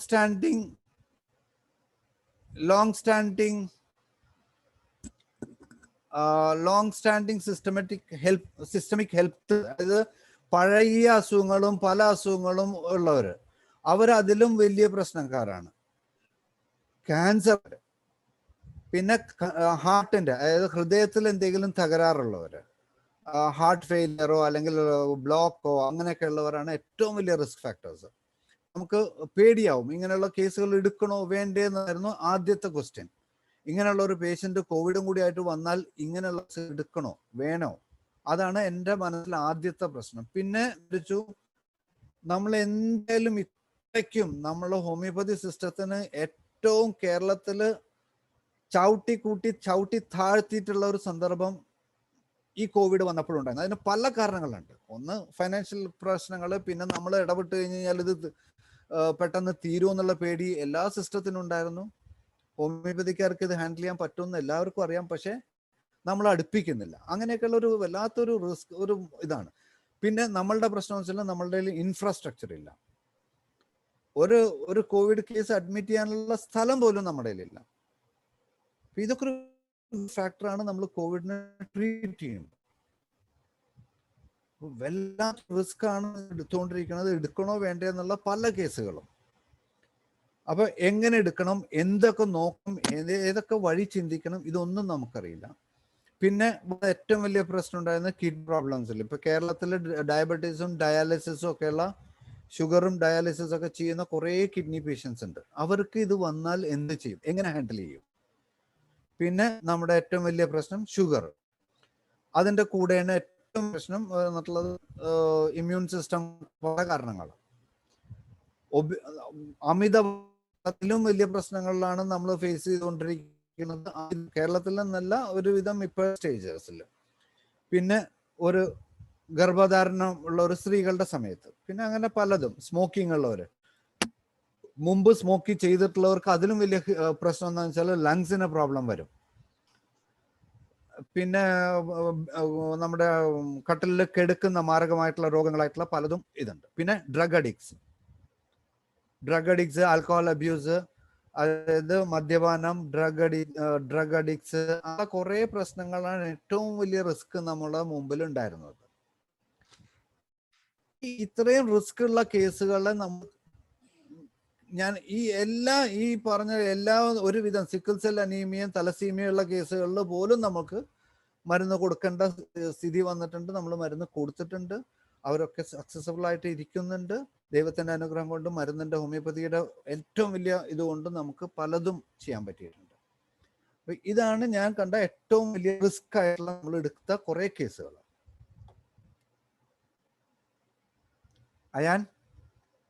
അയാൻ അതുപോലെ ഏറ്റവും വലിയ ഒരു പ്രശ്നമാണ് നമ്മുടെ പ്രോബ്ലംസ്. ലങ്സിന്റെ പ്രോബ്ലമാണ് ഏറ്റവും വലിയ പ്രശ്നങ്ങൾ നമുക്ക് ഉണ്ടാക്കിയിട്ടുള്ളത്. പിന്നെ ഡൗൺ സിൻഡ്രോം, HIV, അതൊന്നും അത്രയ്ക്ക് വലിയ പ്രശ്നങ്ങൾ ഉണ്ടാക്കിയിട്ടില്ല. ഏറ്റവും കൂടുതൽ നമുക്ക് പ്രശ്നങ്ങൾ ഉണ്ടാക്കിയിട്ടുള്ളത് ഓക്സിജൻ കുറയണവും ലങ്സിന്റെ പ്രോബ്ലവും. നേരത്തെ ലങ്സിന്റെ പ്രോബ്ലം ഉള്ളവർ, പ്രായമായിട്ടുള്ളവർ, അവർക്ക് അവരുടെ ലങ്സിന്റെ കപ്പാസിറ്റി കുറഞ്ഞിട്ടുള്ളവർ, അങ്ങനെയുള്ള കുറേ പേർക്കാണ്. ഇതാണ് ആദ്യം മുമ്പിൽ വന്നിട്ടുള്ള റിസ്ക്. ഇങ്ങനെയുള്ള കേസുകളാണോ വേണ്ടയോ, എടുത്താൽ എന്താണ് ഇതിന്റെ പ്രശ്നങ്ങൾ, നമുക്ക് എന്ത് സപ്പോർട്ട് ഉണ്ട്, ഇത് ഞാൻ ജയിലിൽ പോകേണ്ട വരുമോ, ആരെങ്കിലും എന്തെങ്കിലും മരിച്ചു കഴിഞ്ഞാൽ ജയിലിൽ വരെ ഇടുന്നുള്ള സർക്കുലർ വരെ വന്ന സംസ്ഥാനങ്ങളിൽ ഒന്നാണ് നമ്മുടേത്. അപ്പൊ ഇങ്ങനെയൊക്കെയുള്ള പല റിസ്ക് ഫാക്ടേഴ്സും പല പ്രശ്നങ്ങളും ഭീഷണികളും ഇതൊക്കെ ഉണ്ടെങ്കിലും അന്നും ഇന്നും നമ്മൾ പറഞ്ഞുകൊണ്ടിരുന്നത് നമുക്ക് ചെയ്യാൻ പറ്റും. ഇതാണ് നമ്മൾ പറയണത്. ഇനി പല കാര്യങ്ങളിലും എന്താന്ന് വെച്ചാൽ കോവിഡ് വന്നതോടുകൂടി എന്തൊക്കെ ലാബ് ടെസ്റ്റുകൾ ചെയ്യുന്നു എന്നുള്ളത് ഒരു ഡോക്ടർ എവറിത്തിങ് അപ്ഡേറ്റ് ചെയ്യേണ്ടാവുന്നു. ഓരോ ലാബ് ഇൻവെസ്റ്റ്മെന്റ് CBC കോവിഡിൽ എന്തൊക്കെ ചേഞ്ചസ് വരുത്തും എന്നുള്ളത് നമ്മൾ പഠിക്കേണ്ട വന്നു. ലിവർ ഫങ്ഷൻ ടെസ്റ്റ്, LFT അത് വേറെ, ഡൈമർ എന്നുള്ളത് നമ്മൾ നേരത്തെ വളരെ റെയർ ആയിട്ട്, ഈവൻ അലോപ്പതി ഫീൽഡിൽ പോയിട്ട് എല്ലാ ഫീൽഡിലും വളരെ റെയർ ആയിട്ട് ചെയ്തുകൊണ്ടിരുന്ന ഒരു ടെസ്റ്റാണ് dimer. Creatine kinase myocardial band, ഇത് അതിലും വലുത്. ട്രോപ്പോണിനൊക്കെ ഹാർട്ടിന്റെ കംപ്ലൈന്റ് ഉള്ളവർക്ക് മാത്രം ചെയ്തുകൊണ്ടിരുന്ന ഒരു പ്രശ്നം. ലാക്ടേറ്റ് ഡീഹൈഡ്രജൻ, ഇതൊക്കെ നമ്മൾ എല്ലാം ആദ്യം മുതൽ പഠിക്കേണ്ട വന്ന ഒരു സന്ദർഭം കൂടിയാണ്. ഒരു ഡോക്ടർ എന്നുള്ള നിലയ്ക്ക് ഇത് പഠിക്കേണ്ടതാണ് ഏറ്റവും വലിയ പ്രശ്നങ്ങൾ. എക്സ്റേ, CT സ്കാൻ, ഇതൊക്കെ നമ്മൾ എല്ലാം അപ്ഡേറ്റ് ചെയ്യേണ്ട ഇതായിരുന്നു. ഡൈമറൊക്കെ നമ്മൾ സത്യം പറഞ്ഞ് ഞാൻ ഇപ്പോഴാണ് നമ്മൾ കറക്റ്റായിട്ട് ഇത് എന്തിനാണെന്നുള്ളത് പോലും എന്തുകൊണ്ടാണെന്നുള്ളത് പോലും നമ്മൾ ചിന്തിക്കുന്നത്. അപ്പോൾ ഡോക്ടേഴ്സിനും ബാക്കിയുള്ളവർക്കും ഈ ഓരോ ടെസ്റ്റിന്റെയും ഹോമിയോപ്പതിയിൽ എന്തായിരുന്നു സിഗ്നിഫിക്കൻസ് എന്നുള്ളത് പറയണം, എന്നാലേ നമുക്ക് കാര്യങ്ങളിലോട്ട് പോകാൻ പറ്റുള്ളൂ. നമ്മുടെ ഏറ്റവും വലിയ ആദ്യം നമ്മൾ ഏത് ഫീവർ ആയിട്ട് വന്നാലും നമ്മൾ ആദ്യം ചെയ്യുന്നതാണ് complete blood test. Complete blood ടെസ്റ്റിൽ എന്താണ് ചെയ്തുകൊണ്ടിരുന്നതെന്ന് വെച്ച് കഴിഞ്ഞാൽ എല്ലാ ഇതും ലൂക്കോസൈറ്റോസിസ്, ലൂക്കോസൈറ്റോപീനിയ, അതായത് നമ്മുടെ രോഗപ്രതിരോധത്തിന് വരുന്ന കോശങ്ങളെല്ലാം താഴെ പോകും. അതിൻ്റെ കൂടെ പ്ലേറ്റ്ലെറ്റ് കൗണ്ടും കൂടിയും താഴെ പോകും. ഇതായിരുന്നു ഏറ്റവും വലിയ റിസ്ക്. നമുക്ക് പിന്നെ ചിലതിൽ ക്ലോട്ടിങ് ടൈം, ESR വളരെ കൂടും. ഇതാണ് നമ്മളുടെ കയ്യിൽ വരുന്ന ലാബിന്റെ ആദ്യത്തെ റിപ്പോർട്ട്. പിന്നെ വരുന്നതിന് ഒരു കയ്യും കണക്കില്ലാത്തതാണ് ഡൈമർ അല്ലെങ്കിൽ CRP എന്ന് പറഞ്ഞൊരു ടെസ്റ്റ് ഉണ്ട്. CRP എന്ന് പറഞ്ഞൊരു ടെസ്റ്റ് കാണിച്ചിട്ടാണ് ഇവർ ആൾക്കാരെ പേടിപ്പിച്ചുകൊണ്ടിരുന്നത്. CRP എന്ന് പറയുന്ന ഒരു ടെസ്റ്റ് എന്ന് പറഞ്ഞു കഴിഞ്ഞാൽ ഏത് ഇൻഫെക്ഷൻ്റെ കൂടെ കൂടി വരുന്ന സാധനമാണ്. ഡൈമർ എന്താണെന്ന് വെച്ച് കഴിഞ്ഞാൽ, ഡൈമർ ടെസ്റ്റ് സാധാരണക്കാർക്ക് എന്താണെന്ന് വെച്ച് കഴിഞ്ഞാൽ നമ്മുടെ മസിലും ഇതൊക്കെ വിഘടിക്കും, അല്ലെങ്കിൽ മസിലിന്റെ ഉള്ളിലുള്ള പ്രശ്നങ്ങൾ കൂടും, അല്ലെങ്കിൽ ഹാർട്ട് മസിൽ, അല്ലെങ്കിൽ അതിൻ്റെ ഇത് ലങ്സിൽ വരുന്ന ക്ലോട്ട് അല്ലെങ്കിൽ അത് ക്ലോട്ടുകൾ പല സ്ഥലത്തായിട്ടുള്ള ക്ലോട്ടുകൾ വന്നിട്ടാണ് നമ്മുടെ ലങ്സിന് ഇത് എഫക്ട് ചെയ്യണത്. അതായത് ഈ കോവിഡിന്റെ ആദ്യത്തെ പ്രശ്നം എന്താ ഉണ്ടാക്കണം വെച്ചാൽ നമ്മുടെ ശ്വാസകോശത്തിന്റെ ചുറ്റുമുള്ള ശ്വാസകോശം ഉണ്ടാക്കിയിട്ടുള്ള ഒരു കോശമാണ് ആൽവിയോള എന്ന് പറയുന്നത്. അതിന് ചുറ്റുമുള്ള ബ്ലഡ് വെസൽസിൽ ഡാമേജ്, അതായത് രക്തം കൊണ്ടുപോകുന്ന കുഴലുകളിൽ പ്രശ്നങ്ങൾ ഉണ്ടാക്കും. അങ്ങനെ പ്രശ്നങ്ങൾ ഉണ്ടാക്കുമ്പോൾ ഈ ഡൈമർ എന്ന് പറഞ്ഞ ടെസ്റ്റ് അത് നമ്മുടെ ശരീരത്തിൽ കൂടും. ഇതാണ് ഈ പ്രശ്നങ്ങൾ. അതൊരു അത് എത്ര കൂടുന്നോ അതിനനുസരിച്ചാണ് നമ്മളുടെ ഈ പേഷ്യന്റിന്റെ റിസ്ക് ഫാക്ടർ നോക്കുന്നത്. അതായത് 500ന്റെ മുകളിലായാൽ പ്രശ്നങ്ങളാണ്. ഓരോ 100 കൂടുന്നതിനനുസരിച്ച് അവര് ഓട്ടോമാറ്റിക്കലി സാധാരണ മുറി കിടക്കുന്ന ആളെ ICUലോട്ട് മാറ്റും, ICUലുള്ള ആളെ വെന്റിലേറ്ററിലോട്ട് മാറ്റും. ഇങ്ങനെയാണ് ഈ ഡൈമറിന്റെ കണക്കിൽ നിൽക്കുന്നത്. CRPയും ഇതേപോലെ തന്നെ ഇൻഫെക്ഷൻ കൂടുന്നതിനനുസരിച്ച് ഇവർ ഇത് മാറ്റിക്കൊണ്ടിരിക്കും. പിന്നെ ഏറ്റവും വലിയ നമ്മളെ പ്രശ്നം ഉണ്ടാക്കിയിട്ടുള്ള ഒരു ടെസ്റ്റാണ് ഫെറിറ്റിൻ എന്നൊരു പറയുന്ന ഒരു ടെസ്റ്റിന്റെ പ്രശ്നങ്ങൾ വന്നു കഴിഞ്ഞാൽ ഈ കിഡ്നിനെ ബാധിക്കുന്ന ഒരു പ്രശ്നമാണ്. അതായത് നമ്മുടെ രക്തം ഉള്ള നമ്മളുടെ എന്താ പറയുക, നമ്മളുടെ ചുവന്ന കോശങ്ങൾ, രക്തം കൊണ്ടുപോകുന്ന ചുവന്ന കോശങ്ങൾ അത് വിഘടിച്ചിട്ടാണ് നമ്മൾ ഈ ഫെറിറ്റിൻ എന്നുള്ള ഒരു എൻസൈം കൂടുതലുണ്ടാവും. അത് കൂടുതലായി കഴിഞ്ഞാൽ അത് കാണിക്കുന്നത് എന്താണെന്ന് വെച്ച് കഴിഞ്ഞാൽ നേരെ കിഡ്നിയുടെ പ്രവർത്തനത്തെ അത് ബാധിക്കുന്നു എന്നുള്ളതാണ്. അതായത് ഈ പ്രശ്നങ്ങളൊക്കെ വന്ന് സൈറ്റോകൈനൈൻ വന്ന് വലിയ പ്രശ്നങ്ങൾ കിഡ്നിയിലോട്ട് വന്ന് ആള് ഓൾമോസ്റ്റ് പോയിക്കൊണ്ടിരിക്കുന്ന സ്റ്റേജ് ആണെന്നാണ് അവർ പറയുന്നത്. അതുകൊണ്ട് നേരെ വെന്റിലേറ്ററിലും ആ ഒരു പ്രശ്നങ്ങളും ഇതൊക്കെ വരും. പിന്നെ വരുന്നത് എക്സ്റേ വളരെ കുറച്ച്. കേരളത്തിലാണ് നമ്മൾ എക്സ്റേ കോവിഡിന് ചെയ്തിട്ടുള്ളത്. ഇപ്പൊ പല സ്ഥലത്തും ബാംഗ്ലൂരിൽ നിന്നും അവിടെ നിന്ന് ഇവിടെ നിന്നൊക്കെ വന്നിട്ടുള്ള റിപ്പോർട്ട്സ് എന്താണെന്ന് വെച്ചാൽ എക്സ്റേ ഞാൻ കണ്ടിട്ടേ ഇല്ല. ഈവൻ ഡൽഹിയിലും പോലും എക്സ്റേ, ഡൽഹിയിലെ എയിംസിലും 1-2 കണ്ടു എന്നല്ലാതെ CT സ്കാൻ അല്ലാതെ ഒരു ഇതും നമ്മൾ കണ്ടിട്ടില്ല. ഫസ്റ്റ് വരുന്ന പേഷ്യന്റിന് ബാക്കിയുള്ള ടെസ്റ്റിന്റെ കൂടെ ഒരു CT സ്കാനും കൂടി ഇട്ട് അതിൽ അങ്ങനെയാണ് ന്യൂമോണിയ ഇത്രയുണ്ട്, ന്യൂമോണിയ 16 ആണ്, 25 27 16 എന്നൊക്കെ പറഞ്ഞ് ആ പേഷ്യന്റിനെ പേടിപ്പിച്ച് ഇങ്ങനെ കഥകൾ പോയിക്കൊണ്ടിരിക്കുന്നതാണ്. നമ്മളുടെ ട്രീറ്റ്മെന്റ് ഞാൻ ചെയ്തിരുന്നത് എന്താണെന്ന് വെച്ച് കഴിഞ്ഞാൽ എൻ്റെ ഒരു ഇത് രോഗികൾ എന്നെ വിളിക്കുന്നു, എനിക്ക് ആകെ അയച്ചു തരുന്ന റിപ്പോർട്ട് ബ്ലഡ് റിപ്പോർട്ടാണ്. പേഷ്യന്റിനെ പലപ്പോഴും നമുക്ക് കാണാൻ പറ്റുന്നില്ല, ചിലപ്പോൾ വീഡിയോ കോളിൽ ചെയ്യാൻ പറ്റുന്നില്ല, ചിലത് ICUലായിരിക്കും, ചിലത് വീട്ടിലായിരിക്കും. നമുക്ക് വീഡിയോ കോൾ ചോദിക്കാൻ പറ്റുമെന്ന് വെച്ച് കഴിഞ്ഞാൽ ചിലർ വീഡിയോ കോൾ ചോദിക്കില്ല, കാരണം നമുക്ക് കാണിക്കാൻ ഒരു ബുദ്ധിമുട്ട്, അതിൻ്റെ ഒരു പ്രശ്നങ്ങൾ. നമുക്ക് ആകെ ഡോക്ടറെ ഇതെന്ത് ചെയ്യണം, ഇന്നതാണ് സിറ്റുവേഷൻ, ഉള്ള ബ്ലഡ് ടെസ്റ്റും എക്സ്റേയുടെ ഒക്കെ ഫോട്ടോ ഒക്കെ എടുത്തിട്ട് അയച്ചു തരും, അല്ലെങ്കിൽ CT സ്കാനിന്റെ ഫോട്ടോ ഒക്കെ അയച്ചു തരും. നമുക്ക് എന്ത് ചെയ്യാൻ പറ്റും? ഞാൻ പറഞ്ഞു ശരി, നമുക്ക് ഇന്ന കാര്യങ്ങൾ, അപ്പൊ നോക്കുമ്പോൾ നമുക്ക് ഇന്ന കാര്യങ്ങൾ നമുക്ക് ചെയ്യാൻ പറ്റും. പിന്നെ ഇപ്പൊ കുറച്ച് ഡോക്ടേഴ്സിന്റെ ഒരു അറിവിന് വേണ്ടി ഞാൻ ചെയ്തിരുന്നത് കംപ്ലീറ്റ് ബ്ലഡ് ടെസ്റ്റിൽ വന്നിരുന്ന പേഷ്യൻസിന് എല്ലാ ഇത് കുറയുമ്പോൾ, അതുപോലെ അതിന്റെ കൂടെ ഡെങ്കുവും ESRും കൂടുമ്പോൾ ഞാൻ കൊടുത്തിരുന്നത് മറ്റേ പ്ലേറ്റ്ലെറ്റ് കുറയുമ്പോൾ കൊടുത്തിരുന്നത് എക്സ്റേ ആണ്. എക്സ്റേ 30 എന്ന് പറഞ്ഞ മെഡിസിൻ ആണ് മിക്കവാറും അങ്ങനെയുള്ള ഒരു കേസുകളിൽ. നമുക്ക് വേറെ ഒന്നും ഇല്ലെങ്കിൽ നമ്മളുടെ റെസ്റ്റോക്സ്, ബ്രയോണിയ, ഫോസ്ഫറസ് ഇല്ലാതെ ഒരൊറ്റ മെഡിസിൻ ഞാൻ ഹാൻഡിൽ ചെയ്തിട്ടില്ല. ഫോസ്ഫറസ് 30 എന്ന മെഡിസിൻ ഇല്ലാതെ ഒരു കോവിഡ് കേസും, ഈവൻ സാധാ കോവിഡ് ആയിക്കോട്ടെ അല്ലാത്ത കോവിഡ് ആയിക്കോട്ടെ, സാധാ കോവിഡിലും ന്യൂമോണിയ 17 വന്നിട്ടുള്ള കേസുകളിൽ പോലും നമ്മൾ ട്രീറ്റ് ചെയ്തിട്ടുള്ള ഫോസ്ഫറസ് ആണ് എൻ്റെ ഒരു കീ മെഡിസിൻ ആയിരുന്നു. ഫോസ്ഫറസ് 30 കൊടുക്കുന്നത് ഇതും frequent repetition, every 2 hourly, 1 hourly, 15 minutes, half an hourly, അങ്ങനെ കൊടുക്കാത്ത ഒരു തരത്തിലും ഇല്ല. അതുപോലെ ഡൈമറിന്റെ ഏറ്റവും best, one of the best medicine എന്ന് പറയുന്നത് ഫോസ്ഫറസ് ആണ്. പിന്നെ വന്നിട്ടുള്ളത് ക്രോട്ടാലസ് ഹോറിഡസ് ആണ്. ഈ ക്രോട്ടാലസ് ഹോറിഡസ് ആണ് കൊടുത്തിട്ടുള്ളത്. ചില കേസുകളിൽ ഹിറുഡിൻ കൊടുത്തിട്ടുണ്ട്, പക്ഷെ അതിലും ഏറ്റവും കൂടുതൽ കൊടുത്തിട്ടുള്ളത് ക്രോട്ടാലസ് ഹോറിഡസ് ആണ്. അത് അച്ചട്ട് ഫോസ്ഫറസ് കൊടുത്തിട്ടുള്ള എത്രയോ കേസുകൾ, ഈവൻ ഫോസ്ഫറസ് ഞാൻ കൊടുത്തിട്ടുള്ളത് 5000, ഡൈമർ 5000 പോലും നമ്മൾ ഫോസ്ഫറസ് മാത്രം കൊടുത്തിട്ട് അത് ഒറ്റ ദിവസം കൊണ്ട് 3000 ആക്കി കുറച്ചിട്ടുണ്ട്. അപ്പൊ അങ്ങനെയുള്ള ഒരു മെഡിസിൻ ആണ്. ഈ ഏറ്റവും കൂടുതൽ എന്നെ ഹെൽപ്പ് ചെയ്തിട്ടുള്ള 2-3 മെഡിസിൻസിൽ ഒന്നാണ് ബ്രയോണിയ, ഇത് ഡൈമറും ഇത്. പിന്നെ വന്നിട്ടുള്ളത് ഫെറിറ്റിൻ എന്നുള്ള ഒരു ഇത് കണ്ടിട്ടുണ്ടെങ്കിൽ ഫെറിറ്റിന്റെ പ്രശ്നങ്ങൾ കൂടുതൽ, ഫെറിറ്റിന്റെ അളവ് കൂടുതലാണ് നമ്മൾ കാണുന്നതെങ്കിലും ഞാൻ ആദ്യം കൊടുത്തുകൊണ്ടിരുന്നത് ഈൽസിറം കൊടുത്തിട്ടുണ്ട്, എപ്പിസ്മെല്ല് കൊടുത്തിട്ടുണ്ട്, ഇത് പിന്നെ സോളിഡാഗോ ടീഞ്ചർ. ഈ 3 ഫെറിറ്റിൻ കൂടുതലുള്ള കേസുകൾക്ക് കൊടുത്തിട്ടുള്ളത്. പിന്നെ CT സ്കാൻ, അതാണ് ഏറ്റവും കൂടുതൽ ഈ ടെസ്റ്റിനേക്കാളൊക്കെ എന്നെ ഏറ്റവും കൂടുതൽ സഹായിച്ചിട്ടുള്ളത് CT സ്കാൻ ആണ്.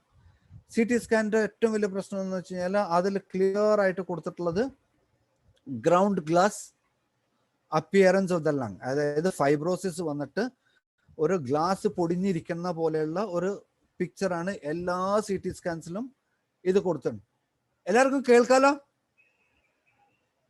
Hello, okay. CT സ്കാൻ നമ്മുടെ വന്നിട്ടുള്ളത് ഏറ്റവും ആദ്യം നമ്മൾ കാണുന്നത് ഈ ഗ്രൗണ്ട് ഗ്ലാസ്, അല്ലെങ്കിൽ നമ്മുടെ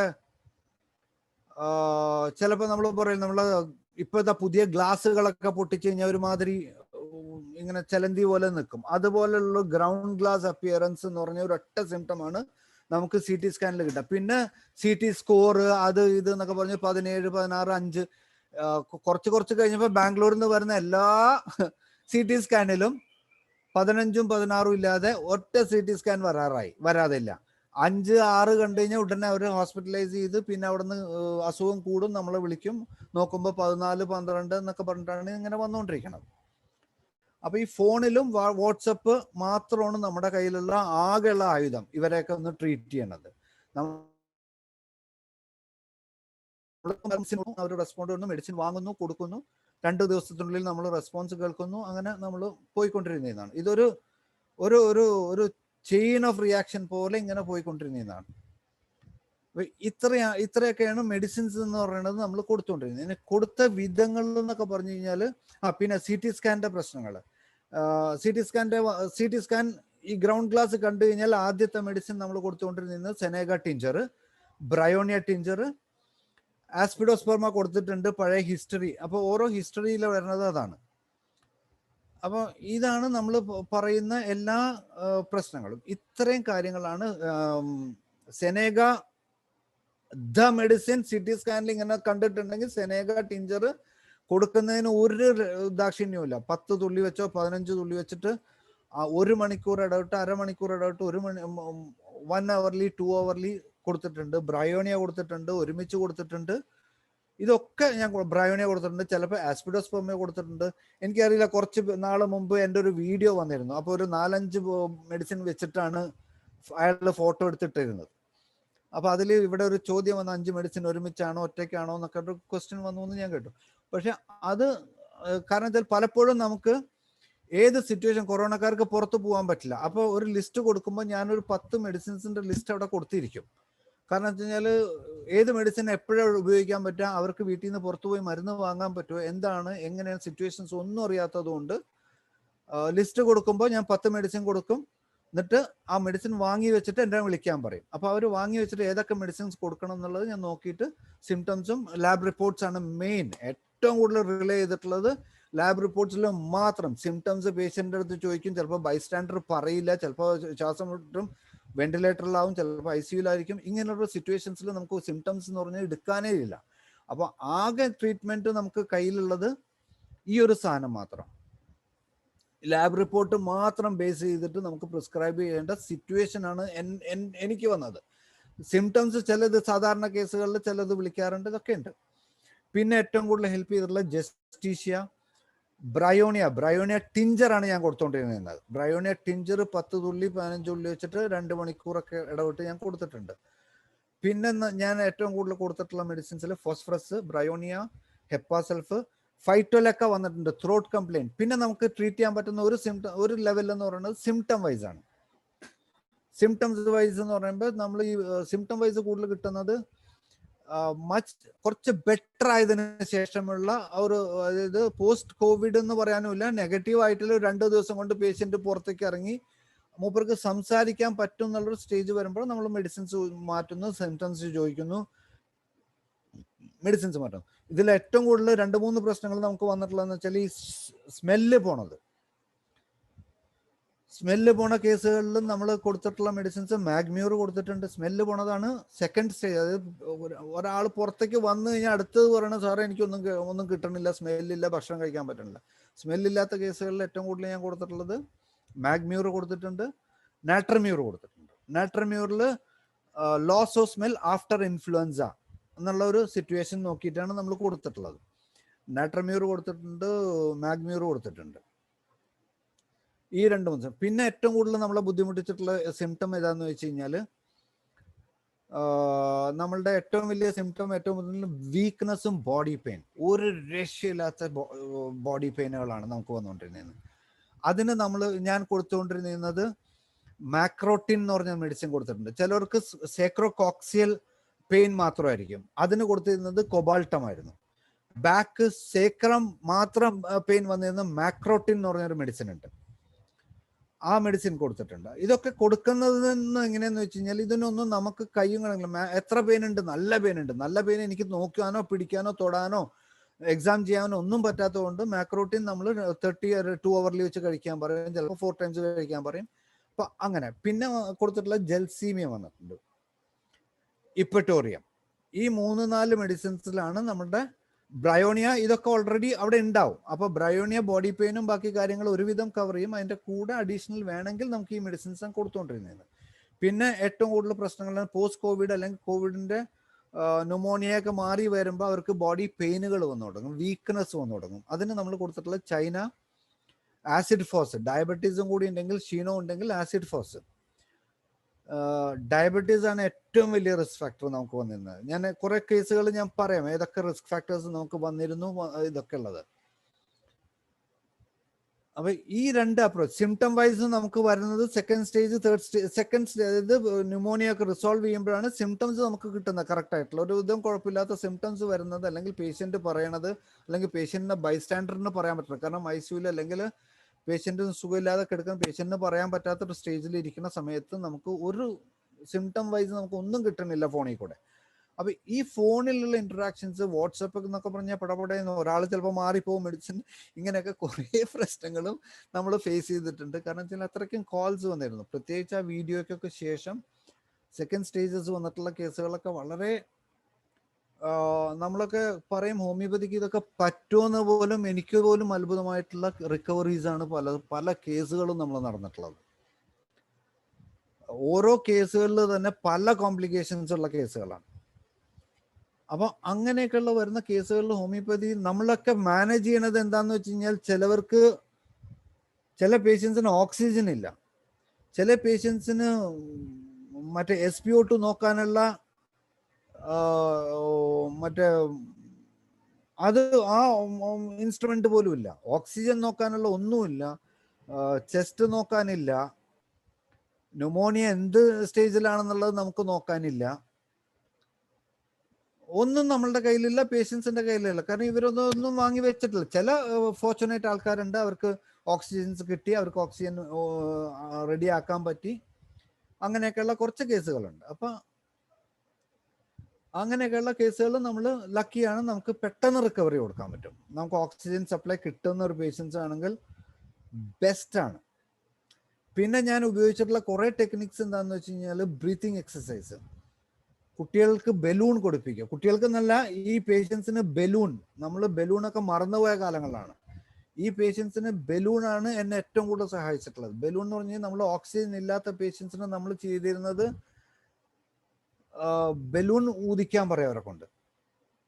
എല്ലാ തരികടയും എന്തൊക്കെ നമുക്ക് ചെയ്യാൻ പറ്റുമോ പ്രാക്ടിക്കൽ കാര്യങ്ങളും എല്ലാം ഈ കോവിഡ് എന്നെ പഠിപ്പിച്ചിട്ടുണ്ട്. എങ്ങനെയൊക്കെ ഒരു പേഷ്യന്റിനെ പ്രോൺ പൊസിഷൻ എന്താണെന്നും, പ്രോൺ പൊസിഷൻസിന്റെ ഗുണം എന്താണെന്നും, എങ്ങനെയൊക്കെ നമുക്ക് പ്രോൺ പൊസിഷൻസിലൊക്കെ എടുത്തിട്ട് നമുക്ക് ചെയ്യാൻ പറ്റും എന്നുള്ളതിന് ഏറ്റവും വലിയ ഉദാഹരണമാണ് ഈ കോവിഡ്. അങ്ങനെ നമ്മൾ എക്സ്പെരിമെന്റ് ആണ്. ഒരു ഡോക്ടറെ അടുത്ത് വിളിച്ചു കഴിഞ്ഞാൽ ആ ഡോക്ടർക്ക് എന്നെ സഹായിക്കാൻ പറ്റണില്ല. കാരണം അങ്ങനെ ഒരു എക്സ്പീരിയൻസ്, ഇത്രയും സിവിയർ കേസുകളിൽ ഒരു എക്സ്പീരിയൻസ് അവർക്കില്ല. അപ്പൊ ആരടുത്തും എനിക്ക് ചോദിക്കാനോ പറയാനോ, അല്ലെങ്കിൽ ഒന്നോ രണ്ടോ സീനിയേഴ്സിന്റെ അടുത്ത് ചോദിക്കാം. പക്ഷെ അവർ പറയുന്നത് ഡോക്ടർ ഇത് കൊടുത്തു നോക്ക്, അത് കൊടുത്തു ഒന്ന് ട്രൈ ചെയ്ത് നോക്ക്. അപ്പൊ ചില ഡോക്ടർമാർ പറയുന്നത് ഒരു മെഡിസിൻ ആയിരിക്കും. പക്ഷെ എനിക്കത് എങ്ങനെ ആക്ട് ചെയ്യുമെന്ന് ചോദിച്ചു കഴിഞ്ഞാല് ഒരാൾക്കും അറിയാത്തൊരു സിറ്റുവേഷൻ. കാരണം നമ്മള് അല്ലാത്ത സിറ്റുവേഷൻസ് ഇതിന്റെയൊക്കെ ആക്ഷൻ നമുക്കറിയാം.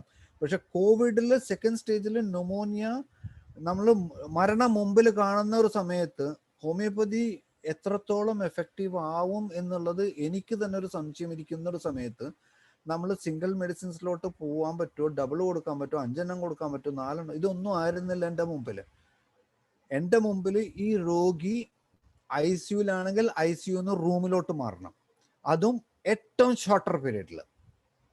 ഓക്സിജൻ കൂടുതൽ കൊടുത്തു കഴിഞ്ഞാലുള്ള പ്രശ്നം എന്ന് വെച്ചാൽ മൗത്ത് ത്രഷ് വരുന്നു. ഓക്സിജൻ കൂടുതൽ കൊടുത്തിട്ടുള്ള കേസുകളിൽ 1-2 കേസുകളിന് ഇത് വന്നിട്ടുണ്ട്, ഏതാണ് നമ്മുടെ ബ്ലാക്ക് ഫംഗസ് വന്നിട്ടുണ്ട്. അങ്ങനെ കുറെ പ്രശ്നങ്ങളിൽ കൂടെയാണ് നമ്മൾ മുമ്പിലോട്ട് പോയിക്കൊണ്ടിരുന്നത്. ഒരുമാതിരി എന്താ പറയാന്ന് എനിക്ക് തന്നെ അറിയില്ല. അതുപോലെ ഞാനൊരു 1.5 മാസം എൻ്റെ വീട്ടിൽ തന്നെ അവർക്ക് തന്നെ പ്രാന്തായി തുടങ്ങി. 10 മണിക്കും 11 മണിക്കും ഫോൺ, ഇത് എന്തെന്നാ കാണിക്കണമെന്ന് ചോദിച്ചിട്ട്.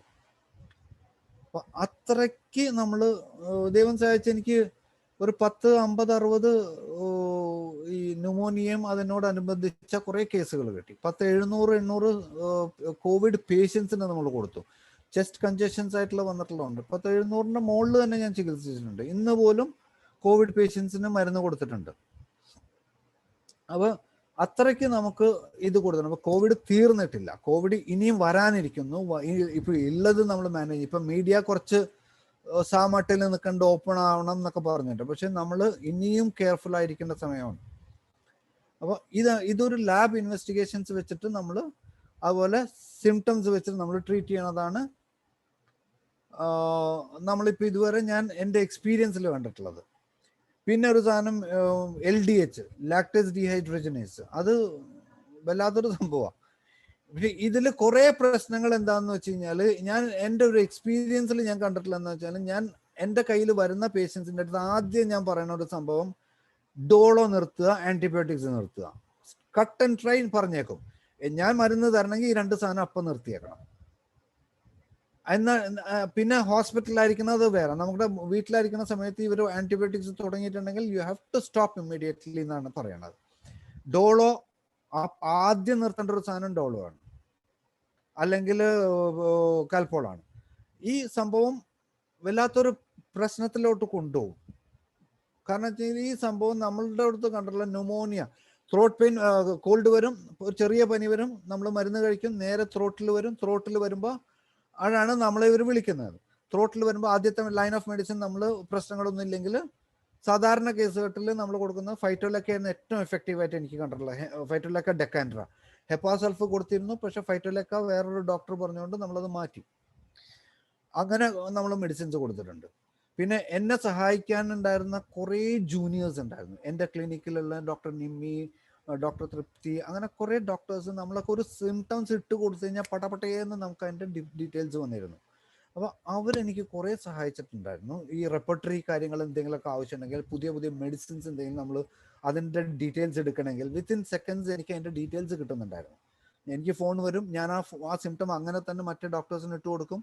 എനിക്ക് കൺഫ്യൂഷൻസ് വരുന്ന സിംറ്റംസ് തന്നെ ഞാൻ മറ്റേ ഒരു 5 ഡോക്ടേഴ്സ് നമ്മുടെ പാനലിൽ ഉണ്ടായിരുന്നു, അവർക്ക് ഇട്ട് കൊടുക്കും. ആ മെഡിസിന് അപ്പോൾ തന്നെ നമുക്ക് ഫീഡ്ബാക്ക് വരും, ഡോക്ടർ ഇന്ന മെഡിസിൻസ് ആണ്, ഇന്ന കാര്യങ്ങളാണ്, ഇതാണ് ഡി ഡൈമർ ഇത്ര ആയ എന്ത് ചെയ്യാം, ഇങ്ങനെയൊക്കെയുള്ള കുറേ കാര്യങ്ങളാണ് നമ്മൾ ഈ ഈ ഒരു ടീം വർക്കും കൂടിയായിരുന്നു എന്ന് പറയാൻ പറ്റും. ഞാൻ ഒറ്റയ്ക്കായിരുന്നു ഇത്രയും ഹാൻഡിൽ ചെയ്തിരുന്നെങ്കിലും, ഫ്രണ്ട് ഫേസ് ഞാനായിരുന്നെങ്കിലും എൻ്റെ ബാക്കപ്പിൽ ഇഷ്ടം ഡോക്ടേഴ്സ് ഉണ്ടായിരുന്നു. ഞാൻ അവരെ ആദ്യം മുതൽ ട്രെയിൻ ചെയ്ത് വെച്ചിരുന്നതുകൊണ്ട് ആ ഒരു ഇത് വന്നിട്ടുണ്ടായിരുന്നു. അങ്ങനെ കുറേ കേസുകൾ ഡൽഹിയിലൊക്കെ ശരിക്കും നമ്മൾ കുറേ ICU എന്നുള്ള പേഷ്യൻസിനെ മാറ്റിയിരുന്നു. ICU എന്നുള്ള എത്രയോ ഒരു 4-5 ഡോക്ടർ തൃപ്തിയുടെ ഒരു ഹെൽപ്പിന് ഡോക്ടർ തൃപ്തി എന്നെ വിളിക്കും, ഞാൻ ഇവിടുന്ന് മരുന്ന് പറഞ്ഞു കൊടുക്കും. ആ ഡോക്ടർ ICUയിൽ അവരറിയാതെ മെഡിസിൻ റിലേറ്റീവ്സിന് കൊടുത്ത് ഒരു 3-4 ദിവസം കൊണ്ടൊക്കെ ICU നിന്നും വെന്റിലേറ്ററിൽ നിന്നും ഉള്ള പേഷ്യൻസിനൊക്കെ നമുക്ക് ഇങ്ങോട്ട് മാറ്റാൻ കുറേ കേസുകൾ പറ്റിയിട്ടുണ്ട്. അപ്പോൾ ആ ഒരു കേസിന്റെ ബലത്തിലൊക്കെയാണ് നമ്മൾ ഇങ്ങനെയൊക്കെയുള്ള ഒരു റിസ്ക് എടുത്തിട്ടുള്ളത്, ചെയ്തിട്ടുള്ളത്. ലാബ് ഇൻവെസ്റ്റിഗേഷൻ, പിന്നെ കുറെ കേസ് ഇൻവെസ്റ്റിഗേഷൻ നമ്മുടെ. അപ്പൊ ഇതാണ് എൻ്റെ ഒരു അപ്രോച്ച് ഉണ്ടായിരുന്നത്. എനിക്ക് സീനിയർ ഡോക്ടേഴ്സ് ഹെൽപ്പ് ചെയ്തിട്ടുണ്ട്, പക്ഷെ നമുക്ക് ഒന്നിനും ഒരു ഒരു ഒരു ഒരു ഒരു ഒരു ഫൈനൽ വേർഡ് എന്ന് പറയണ ഒന്നുമില്ല. അപ്പോൾ ഈ മെഡിസിൻസും കാര്യങ്ങളും ഒക്കെ ഞാൻ കൊടുത്തിട്ടുണ്ട്. കുറേ മെഡിസിൻസ് ഉണ്ട് നമ്മൾ കൊടുത്തത്. ഇപ്പൊ ഇന്ന് പോലും നമുക്ക് കൊടുക്കാൻ പറ്റിയിട്ടുണ്ട്. നമ്മുടെ മെഡിസിൻസ് ഒക്കെ മൈൽഡ് കേസസിൽ ഇതൊക്കെയാണ്. അടുത്തത് ഞാൻ ഇവിടെ പ്രസന്റ് ചെയ്യണത് കുറച്ച് കേസുകൾ, ഞാൻ കണ്ടതിൽ എനിക്ക് ഏറ്റവും റിസ്കി തോന്നിയിട്ടുള്ള കുറച്ച് കേസുകൾ ആണ് അടുത്ത് പ്രസന്റ് ചെയ്യണത്. ഇതാണ് ഈ ഒരു അപ്രോച്ച് ആയിരുന്നു ഞാൻ ഇത്രയും ദിവസം എടുത്തുകൊണ്ടിരുന്നത്. ഇത്രയും കേസുകൾ നമുക്കൊരു ഹാൻഡിൽ ചെയ്യാൻ പറ്റി. ഈ ഒരു കേസ് മറിയാമ്മ എന്ന് പറഞ്ഞിട്ടുള്ള ഒരു കേസ്, ഒരു ബിനു എന്ന് പറഞ്ഞിട്ടുള്ള ഒരു പേഷ്യന്റിന്റെ അമ്മയാണ്. അവർ മൈട്രൽ വാൾ പ്രൊലാപ്സും മൈട്രൽ വാൾ റിഗജിറ്റേഷനും ആയിട്ട് പന്തളത്തുള്ള ഒരു പേഷ്യൻ്റാണ്. ആ പന്തളത്തുള്ള ഒരു പേഷ്യൻ്റ് ഒരു 10-15-20 ദിവസം, 20 അല്ല അതിലും കൂടുതൽ വാൾവ് റീപ്ലേസ്മെന്റ് വേണമെന്ന് പറഞ്ഞിട്ട്, ഹോസ്പിറ്റലിന്റെ പേര് ഞാൻ പറയുന്നില്ല, അവർ ഒരു 3 ആഴ്ചയോളം അവിടെ കെടുത്തി. മൈട്രൽ വാൾ പ്രൊലാപ്സ് നടക്കാതെ അവർക്ക് പെരിക്കാർഡൈറ്റിസും മറ്റേ പ്ലൂറൽ എഫ്യൂഷൻ, അതായത് നമ്മുടെ ഹാർട്ടിന്റെ കവറിങ് വരുന്ന ഒരു ഇതില് ഇൻഫ്ലമേഷൻ, അതായത് ഒരു എന്താ പറയാ, അതിലൊരു ഇൻഫെക്ഷൻ വന്നിട്ട് അതിൽ നിന്ന് വെള്ളം വന്നുകൊണ്ടിരുന്നു. അതുപോലെ നമ്മുടെ ലങ്സ്, അതായത് ശ്വാസകോശത്തിനെ കവർ ചെയ്യണ ഒരു കവറിങ്ങിനെ പറയുന്ന പേരാണ് പ്ലൂറ എന്ന് പറയുന്നത്. ആ പ്ലൂറയിൽ ഇൻഫെക്ഷൻ വന്നിട്ട് അതിൽ നിന്നുള്ള വെള്ളം പോലും നമ്മുടെ ലങ്സിൽ കിടന്നിരുന്ന ഒരു സംഭവം. ഹോസ്പിറ്റലുകാർ കൊണ്ടുപോയിക്കോളാൻ പറഞ്ഞു, നമുക്ക് ഒന്നും ചെയ്യാനില്ല, നിങ്ങൾ വീട്ടിൽ കൊണ്ടുപോയിക്കോളൂ എന്ന് പറഞ്ഞ് വീട്ടിൽ പെടുത്തി. ഓക്സിജൻ ഉണ്ടായിരുന്നു, പക്ഷെ അങ്ങനെ ഇരിക്കുന്ന സമയത്ത് ഏകദേശം ഇവരും ഹോസ്പിറ്റലുകാരും എല്ലാവരും കൈവിട്ട കേസാണ്. ഈ വീൽ ചെയറിലിരിക്കുന്ന ഫോട്ടോ ഉള്ള ഒരു പേഷ്യൻ്റാണ് ഈ മറിയാമ്മ എന്ന് പറഞ്ഞത്. അപ്പൊ ആദ്യത്തെ പ്രശ്നം ഉണ്ടായെന്ന് വെച്ചാൽ ഈ ഒരു പ്രശ്നം എൻ്റെ അടുത്ത് വരുമ്പോൾ യൂറിനറി ഇൻഫെക്ഷൻ പ്രശ്നം, അതായത് മൂത്രം പോകുന്നില്ല, യൂറിൻ ഔട്ട്പുട്ട് കുറവ്, പിന്നെ അതിൻ്റെ കൂടെ മൈട്രൽ വാൾവ്, അതായത് ഹാർട്ടിൻ്റെ ഒരു വാൾവ് പ്രശ്നം, അതിൻ്റെ കൂടെ ഈ പെരിക്കാർഡ്, അതായത് ഹാർട്ടിൻ്റെ ഇത്, പിന്നെ വന്നിട്ടുള്ളത് എന്തെന്നാ നമ്മുടെ ലങ്സിൻ്റെ കോശത്തിലുള്ളത്. ഇത്രേ എനിക്ക് അറിയുള്ളൂ. അപ്പൊ ഇത്രയും കേസ് എനിക്കൊരു റിപ്പോർട്ട്സ് ഒക്കെ വിളിച്ച് പറഞ്ഞു, ഡോക്ടർ ഇങ്ങനെയാണ് പ്രശ്നങ്ങൾ, എന്ത് ചെയ്യും എന്നുള്ളതൊരു പിടുത്തമില്ല, അമ്മച്ചി ഒന്നും ചെയ്യാൻ പറ്റില്ല എന്നും പറഞ്ഞിട്ടാണ് ഹോസ്പിറ്റലുകാർ വിട്ടിട്ടുള്ളത് എന്നൊക്കെ പറഞ്ഞിട്ടാണ് എൻ്റെ അടുത്ത് വരുന്നത്. അപ്പൊ ആദ്യത്തെ 2 ദിവസം ഞാൻ ലോറോസിറോസിസ് മെഡിസിൻ കൊടുത്തു, ബ്രയോണിയ കൊടുത്തു, പിന്നെ ബ്രയോണിയം, പിന്നെ വേറൊരു എന്താ പറയുക, ബ്രയോണിയ കൊടുത്തു, ലോറോസിറോസിസ് കൊടുത്തു, ആസ്പിഡോസ്പെർമ കൊടുത്തു. ഇങ്ങനെ 3 മെഡിസിൻസ് ഞാൻ അടുപ്പിച്ച് ഒരു 2 മണിക്കൂർ ഇടവിട്ട് കൊടുത്തു. ചെറിയൊരു ഇമ്പ്രൂവ്മെന്റ് കണ്ടു, ഒരു രക്ഷയില്ല. മൂന്നാമത്തെ ദിവസം, 2 ദിവസം കുഴപ്പമില്ല, ചെറിയൊരു ഇമ്പ്രൂവ്മെന്റ്.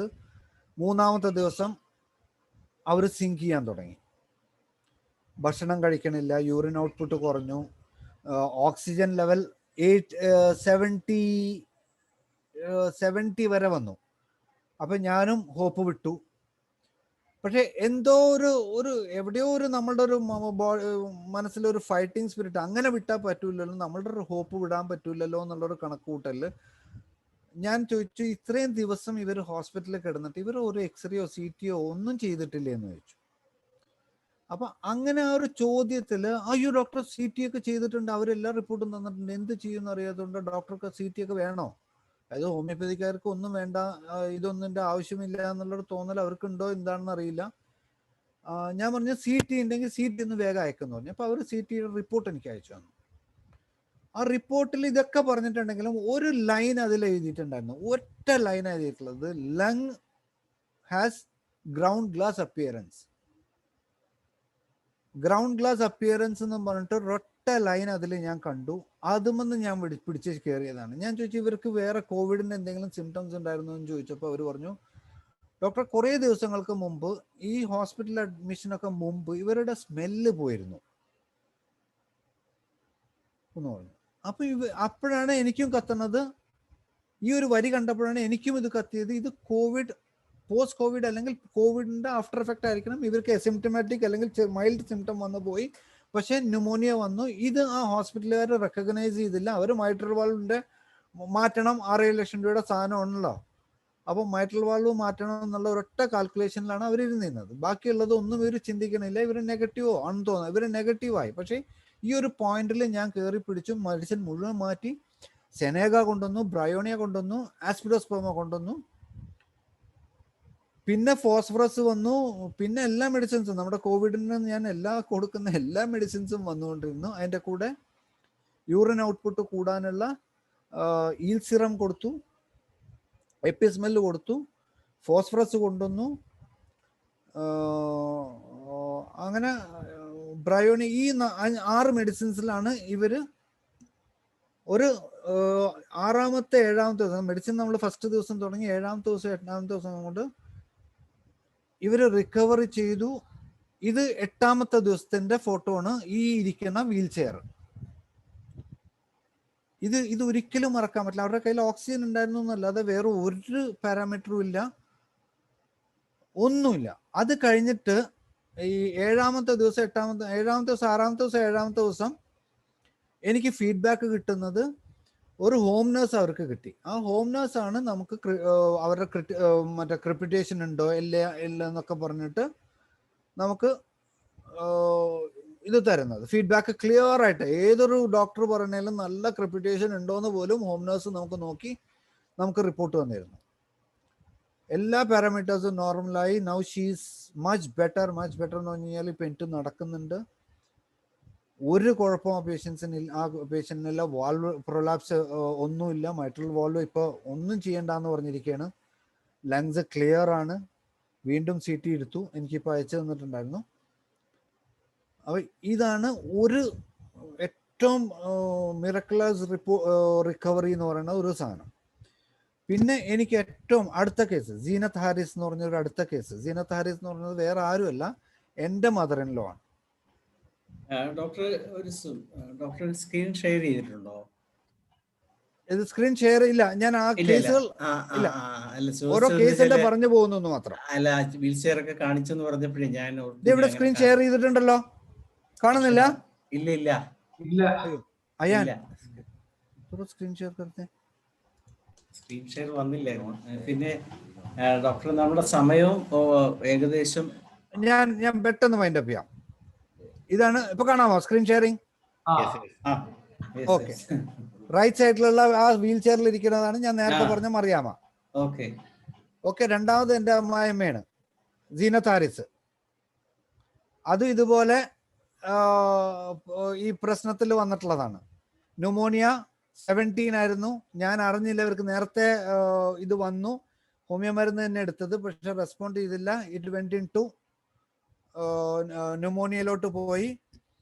ഓക്സിജൻ ലെവൽ കുറഞ്ഞു, പല ഇത് ഇങ്ങനെ വന്നു. അപ്പോഴാണ് അമ്മായിപ്പൻ ഇവരെ ഹോസ്പിറ്റലിൽ അഡ്മിറ്റ് ചെയ്യണമെന്ന് എൻ്റെ മോൾ എൻ്റെ ഭാര്യ ആയതുകൊണ്ട് മോളെ വിളിച്ച് പറയുകയാണ്.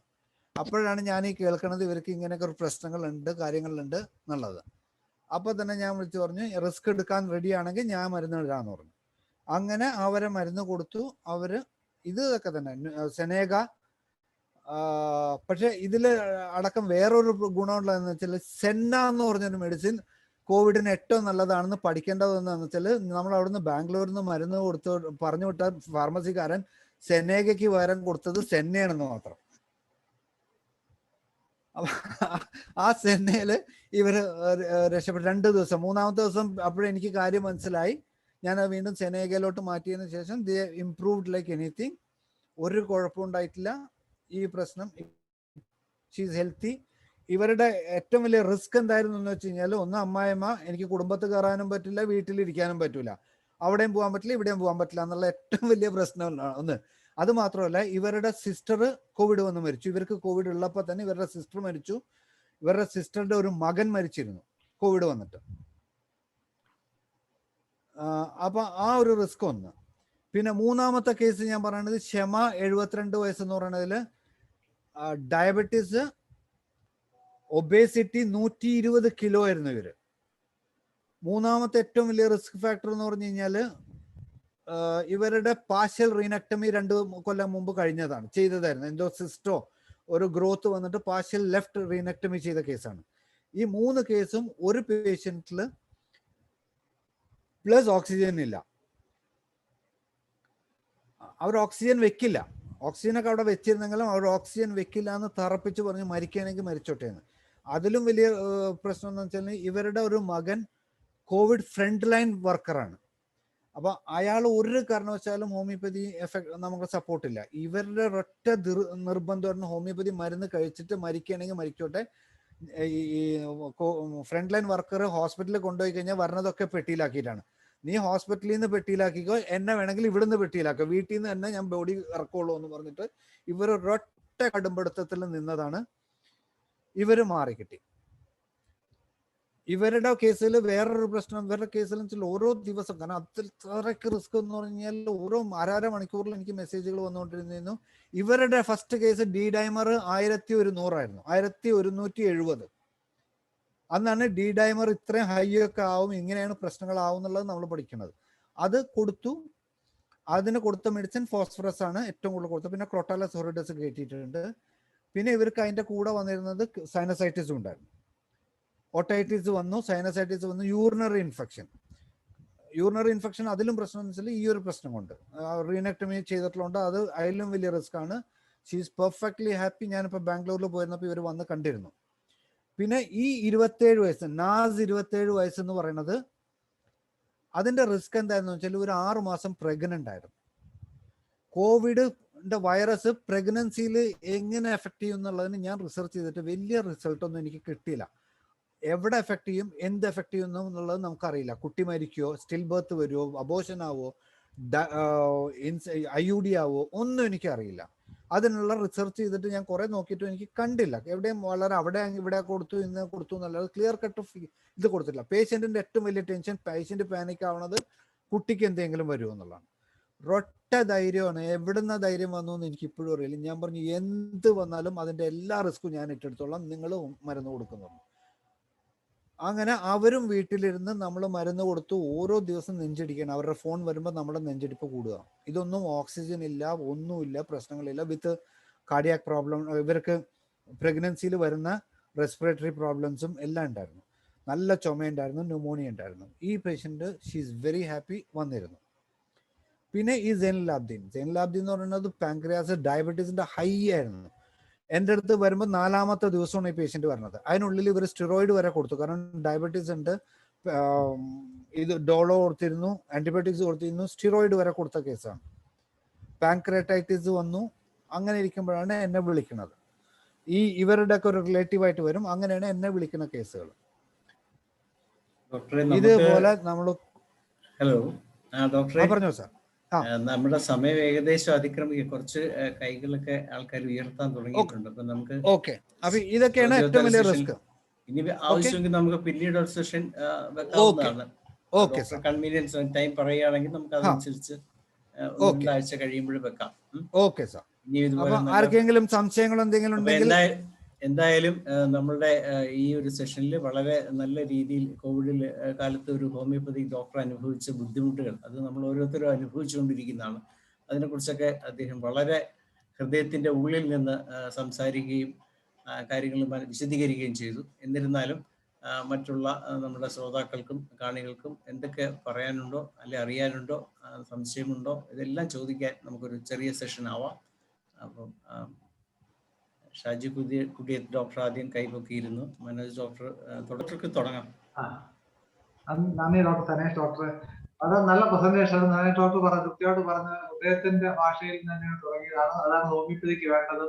അത് തന്നെയാണ് നേട്ടം ഉണ്ടാക്കിയത്. ഇപ്പം ഡോക്ടർ പറഞ്ഞ കേസുകൾ പോലെ നമ്മൾ എല്ലാവരും തന്നെ കേസ് നോക്കിയാൽ കേരളത്തിലെ ശരാശരി ഒരു 1500ഓളം കോവിഡ് പേഷ്യൻസ് നമ്മൾ ട്രീറ്റ് ചെയ്ത് നോക്കിയാൽ തന്നെ എത്ര ലക്ഷത്തോളം രൂപയാണ് നമ്മളൊക്കെ സ്റ്റേജിൽ ആലോചിച്ചു. ശരാശരി 1 ലക്ഷം രൂപ വെച്ചാണെങ്കിൽ ഇപ്പോൾ 1500 കോടി രൂപയാണ് നമ്മൾ ഹോമിയോപ്പതി വരുന്നതുകൊണ്ട് സേവ് ചെയ്തത്. മാത്രമല്ല 1500 പെട്ടികൾ ഒഴിവാക്കാൻ കഴിയും ഞാൻ പറയും. ഒരു ശരാശരി ഒരാൾ ഉറപ്പാണ്. എനിക്ക് ഒരു 4 കേസുകൾ ഉണ്ടായിരുന്നു. ഈ പറഞ്ഞ 8 മാസം പ്രഗ്നന്റ് ആയ, 6-7 മാസം എല്ലാവർക്കും നോർമലായിട്ട് വന്ന് പ്രഗ്നന്റ് ആയ പ്രശ്നമൊന്നുമില്ല, പ്രസവം കഴിഞ്ഞ് കുഴപ്പമില്ല. എനിക്ക് തോന്നുന്നില്ല മെഡിസിൻ ചെറു ബ്രയോണിയ, ഫോസ്ഫറസ്, ആഴ്സനിക്ക, റെസ്പോൺസ്. ഞാൻ ഈ ബോണിയോസിന്റെ മെത്തഡാണ് 5 മെഡിസിൻ കൊടുത്തേക്കുന്ന ഒരു പേഷ്യന്റിനോട് പറഞ്ഞാൽ വിളിക്കാൻ പറയും, ആവശ്യത്തിന് മരുന്ന് കൊടുക്കും. പക്ഷെ അധികം റെപ്പറ്റീഷൻ വേണ്ടി വന്നില്ല, നല്ല റിസൾട്ട് കിട്ടിയിട്ടുണ്ട്. അതുകൊണ്ട് നല്ല പ്രശ്നം ഡോക്ടർ ഇനി ഒരു സെഷൻ കൂടെ ആവശ്യമാണ്. അതിനാണ് മാത്രമല്ല ഇതിന്റെ ഒരു ഇംഗ്ലീഷ് വേർഷൻ നമുക്ക് നോക്കണമെന്ന് എനിക്ക് അഭിപ്രായം. തീർച്ചയായും അത് ചെയ്യാൻ പ്രാപ്തനായ ഡോക്ടറാണ്. ഡോക്ടറെ സമയം പറഞ്ഞാൽ മതി. ആ ഇംഗ്ലീഷ് സെഷൻ എന്ന് വേണമെന്ന് പറഞ്ഞാൽ ആ സമയത്ത് ഡോക്ടർ അവൈലബിൾ ആകും. മനോജ് ഡോക്ടർ അദ്ദേഹത്തെ അതിന് ക്ഷണിച്ചതിൽ വലിയ സന്തോഷമുണ്ട്. സാദത്ത് ഡോക്ടർക്ക് പറയാം. ഡോക്ടർ വേണുഗോപാൽ സംസാരിക്കാം.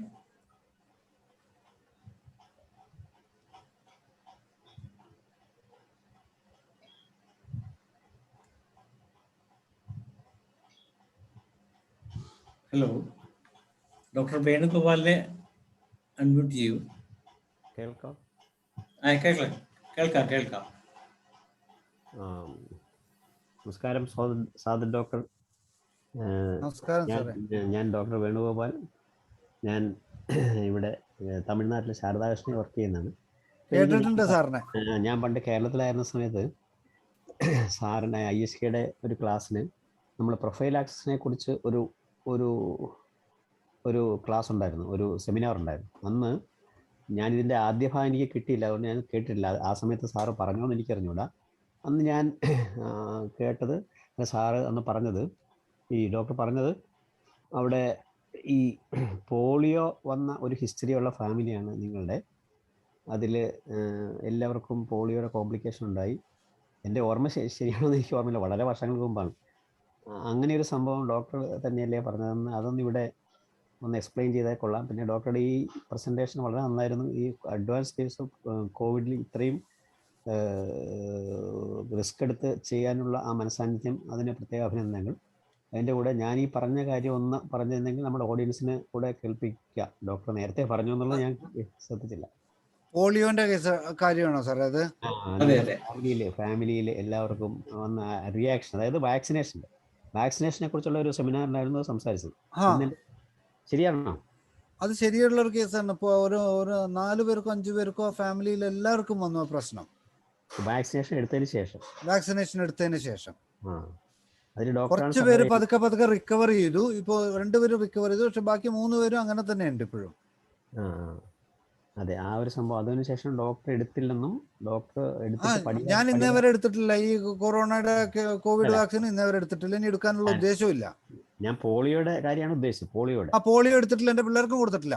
ഇല്ല, അന്ന് അവിടെ പറഞ്ഞ ഒരു സംഭവം, വീട്ടിലെല്ലാവർക്കും പോളിയോ എടുത്തിട്ട് കോംപ്ലിക്കേഷൻ ഉണ്ടായി, ഡോക്ടർക്കും ഉണ്ടായി. ഡോക്ടർ പടിയാർ സാറിന്റെ അടുത്ത് വന്ന് ട്രീറ്റ് ചെയ്ത് അങ്ങനെ മാറിയത് കൊണ്ടാണ് ഹോമിയോപ്പതിയിലേക്ക് വന്നതെന്നാണ് എന്റെ ഓർമ്മ. ആ ഡോക്ടർ തന്നെയാണെന്നാണ്. ഇല്ല, ആ ഡോക്ടർ വേറെ ആയിരിക്കും.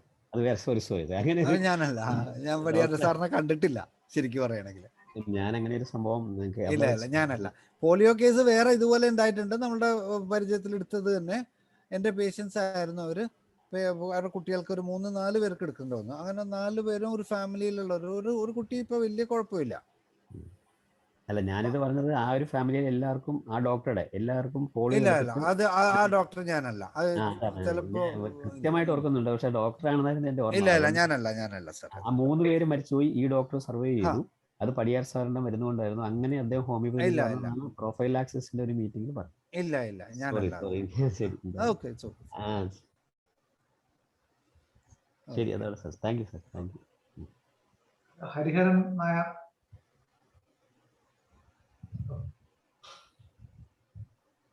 Yes, sir.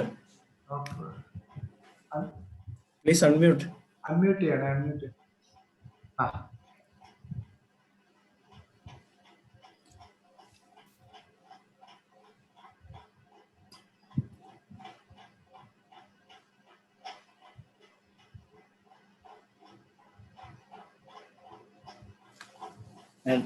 ഡോക്ടർ പറയുന്ന കേൾക്കുന്നില്ല. അൺമ്യൂട്ട് ചെയ്തിട്ട് സംസാരിക്കൂ. ഹരിഹരൻ നായർ സാർ. സാർ, ആ കോർണറിൽ ഒന്ന് അൺമ്യൂട്ട് ചെയ്യും. കേൾക്കാം സാർ. ശരിക്കും ഡോക്ടറുടെ ക്ലാസ് ഞാൻ അറ്റൻഡ് ചെയ്തു. It is A very good class. അത് പിന്നെ പറയാനുള്ള എന്താണെന്ന് വെച്ചാൽ, ഈ ഫോസ്ഫറസിനെ കുറിച്ച് ഡോക്ടർ പറഞ്ഞത് it is A wonderful remedy four Covid. എന്താന്ന് വെച്ചാൽ, എനിക്കും എൻ്റെ വീട്ടിലെ എല്ലാവർക്കും, അതായത് എനിക്ക്, എൻ്റെ വൈഫിന്, എൻ്റെ കൊച്ചുമോക്ക് ഒക്കെ ഈ കോവിഡ് വന്നു. മോക്ക് എല്ലാം കോവിഡ് വന്നു. ഞങ്ങൾക്ക് ഫാമിലി കംപ്ലീറ്റ്. പക്ഷെ അതിനകത്ത് മെഡിസിൻസ് ഡോക്ടർ പറഞ്ഞതുപോലെ പ്രയോണിയ, ഹെപ്പാറ്, ഫോസ്ഫറസ്, ഈ മെഡിസിൻ, അതായത് ഹെപ്പാറ് ഈ തൊണ്ടവേദന ഉണ്ടായിരുന്നു, അതിന് ഹെപ്പാറും, പിന്നെ ചെറിയ ഈ മ്യൂക്കസ് സെക്രീഷൻ, അതിന് സെക്രീഷനും, ചെറിയ കുത്തി ചുമ, അതിന് ബ്രയോണിയ, പിന്നെ ഫോസ്ഫറസ് ഇൻട്രക്കറന്റ് റെമഡി ആയിട്ട് കൊടുത്തു. ഒരു കോംപ്ലിക്കേഷനും ഇല്ലാതെ കംപ്ലീറ്റ് ആയിട്ട് സിംറ്റം റിക്കവർ ചെയ്തു. പിന്നെ ഈ ടേസ്റ്റിന്റെ മാത്രം കുറച്ച് പോസ്റ്റ് കോവിഡ് ആയിട്ട് നിന്നു. പക്ഷെ അതിന് കൊടുത്തത് പൾസാറ്റിലെയാണ് ഞങ്ങൾ കഴിച്ചത്. പക്ഷെ അതും റിക്കവർ ചെയ്തു. അതുകൊണ്ട് ഹോമിയോപ്പതി ഇറ്റ് ഇസ് അത് ഹോമിയോപ്പതിക് സിസ്റ്റം ശരിക്കും ഈ കോവിഡിന് വളരെ ഫലപ്രദമാണ്. അത് എല്ലാ ഡോക്ടർമാർക്കും പരീക്ഷിച്ച് നോക്കാം. ഇപ്പൊ എൻ്റെ സ്വന്തം അനുഭവം ഞാൻ ഈ പറഞ്ഞ, വേറെ പേഷ്യൻസിനൊക്കെ ഞാൻ കൊടുത്തിട്ടുണ്ട്. ഈ പറഞ്ഞ മരുന്നുകൾ, ഈ സെനേഗ ഡോക്ടർ പറഞ്ഞ പോലെ വണ്ടർഫുൾ ഡ്രഗാണ്. ഈ നമുക്ക് ഒരു ന്യൂമോണിയയിലേക്ക് പോകുന്ന കേസിനൊക്കെ ഈ സെനേഗ. പിന്നെ ആസ്പിഡോസ്പെർമ, ഇന്റർകറന്റ് ആയിട്ട് ആസ്പിഡോസ്പെർമ കൊടുക്കാം. നല്ല റെമഡിയാണ്, കൊടുക്കുന്നതിന് കുഴപ്പമില്ല. പിന്നെ കോംപ്ലിക്കേറ്റഡ് കേസസ് ഒന്നും ഞാൻ ട്രീറ്റ്മെന്റ് നടന്നിട്ടില്ല. പക്ഷേ ആ കേസ്, എൻ്റെ വന്നിരിക്കുന്ന കേസുകളൊന്നും അങ്ങനെ കോംപ്ലിക്കേറ്റഡ് ആയിട്ടില്ല. അതുകൊണ്ട് തന്നെ ഈ ഇങ്ങനെയുള്ള ഈ സിംറ്റമായിട്ടൊന്ന് പറയുകയും ഒരു 6 ദിവസം ഒക്കെ കഴിയുമ്പോൾ തന്നെ നെഗറ്റീവ് ആകുന്നതായിട്ടാണ് ഞാൻ കാണുന്നത്. അതുകൊണ്ട് ഹോമിയോപ്പതി മെഡിസിൻ എല്ലാവർക്കും ട്രൈ ചെയ്യാവുന്നതാണ്. നമ്മുടെ മലയാള സെഷനിലെ കൺവീനറായ ഫൈസൽ മാലി എത്തിയിട്ടുണ്ട്. സാറിന് സംസാരിക്കും. വേറെ 2 പേരുണ്ട്. Thank you sir. ഞാനിപ്പോ ഒരു ഹോമിയോ ഡോക്ടറുടെ ചികിത്സാനുഭവങ്ങൾ എന്ന തലക്കെട്ടിലാണ് നമ്മൾ ഇന്ന് അദ്ദേഹത്തിന്റെ ഓരോ കാര്യങ്ങളും സാദത്ത് സാറിന്റെ ഓരോ കാര്യങ്ങളും മനസ്സിലാക്കിയത്. പക്ഷേ അനിതര സാധാരണമായ ഒരു സാഹസികമായ സമീപനത്തോടു കൂടിയാണ് സാറ് ഈ അലോപ്പതി പലതരത്തിലും ഇങ്ങനെ പണം ഉയർത്തി നിൽക്കുമ്പോഴാണ് ഇത്തരം അഭ്യാസങ്ങളൊക്കെ നടത്തിയിട്ട് വളരെ വിജയകരമായ ഒരുപാട് അനുഭവ കഥകൾ അദ്ദേഹത്തിന് ഉണ്ടായിരുന്നുള്ളതാണ്. അപ്പോൾ ഹോമിയോ ശാസ്ത്രത്തോടുള്ള അടങ്ങാത്ത ആത്മവിശ്വാസവും ഹോമിയോ നൽകുന്ന കരുത്തുമാണ് അങ്ങയുടെ ഈ ചികിത്സാ ജീവിത വിജയം ഇത്രത്തോളം ഉന്നത തലത്തിൽ എത്തിച്ചിട്ടുള്ളത് എന്നുള്ളത് കൂടുതൽ ആത്മവിശ്വാസം മറ്റുള്ള ഭിഷകരന്മാർക്കുള്ള കൂടുതൽ കരുത്തും ആത്മവിശ്വാസവും നൽകേണ്ടതാണ്. ഏറെ മാതൃകാപരമാണ് അങ്ങയുടെ ചികിത്സാ ജീവിതവും ഇന്ന് ഞങ്ങൾക്ക് ഇവിടെ കിട്ടിയിരിക്കുന്ന ആ ഒരു പ്രസന്റേഷനും വളരെ മാതൃകാപരമാണ് സർ. വളരെ സന്തോഷം. മറ്റൊരു പ്രധാനപ്പെട്ട കാര്യം, ഞാൻ ഇതേപോലെ തന്നെ മറ്റൊരു പ്രധാനപ്പെട്ട ഒരു അനൗൺസ്മെന്റും കൂടെ നടത്താനാണ് ഇപ്പോൾ വന്നിരിക്കുന്നത്. നമുക്ക് വരുന്ന 3 ദിവസം, വരുന്ന തിങ്കൾ, ചൊവ്വ, ബുധൻ, ഈ 3 ദിവസങ്ങളിൽ കോൺസിക്യൂട്ടീവായ 3 ദിവസങ്ങളിൽ തുടർച്ചയായി മലയാളത്തിന്റെ ഒരു ഹോമിയോ ശാസ്ത്ര ചികിത്സാ കുലപതി എന്ന് പറയുന്ന 5 പതിറ്റാണ്ട് കാലത്തോളം മാസ്മരികമായ ആ ഒരു സ്പർശത്തിലൂടെ താൻ കൈവച്ച മേഖലകളിലൊക്കെ രോഗികൾക്ക് പരിപൂർണമായി സമ്പൂർണമായി ചികിത്സ ലഭ്യമാക്കിയിട്ടുള്ള തന്റെ അനുഭവ കഥ മുമ്പ് 50-ാം വാർഷികം സമുചിതമായി ആഘോഷിച്ചപ്പോൾ പോലും ഒരുപക്ഷെ ഇത്രത്തോളം വ്യക്തവും വിശദവുമായിട്ട് തന്റെ അനുഭവ കഥ പറയാൻ കഴിഞ്ഞിട്ടുണ്ടാവില്ല. ഡോക്ടർ ഇസ്മായിൽ സേഠ് സാർ തന്റെ 50 വർഷ കാലഘട്ടത്തിലുള്ള ചികിത്സാ വിജയഗാഥയുമായി തുടർച്ചയായി 3 ദിവസം നമ്മുടെ കൂടെ ചേരുകയാണ്.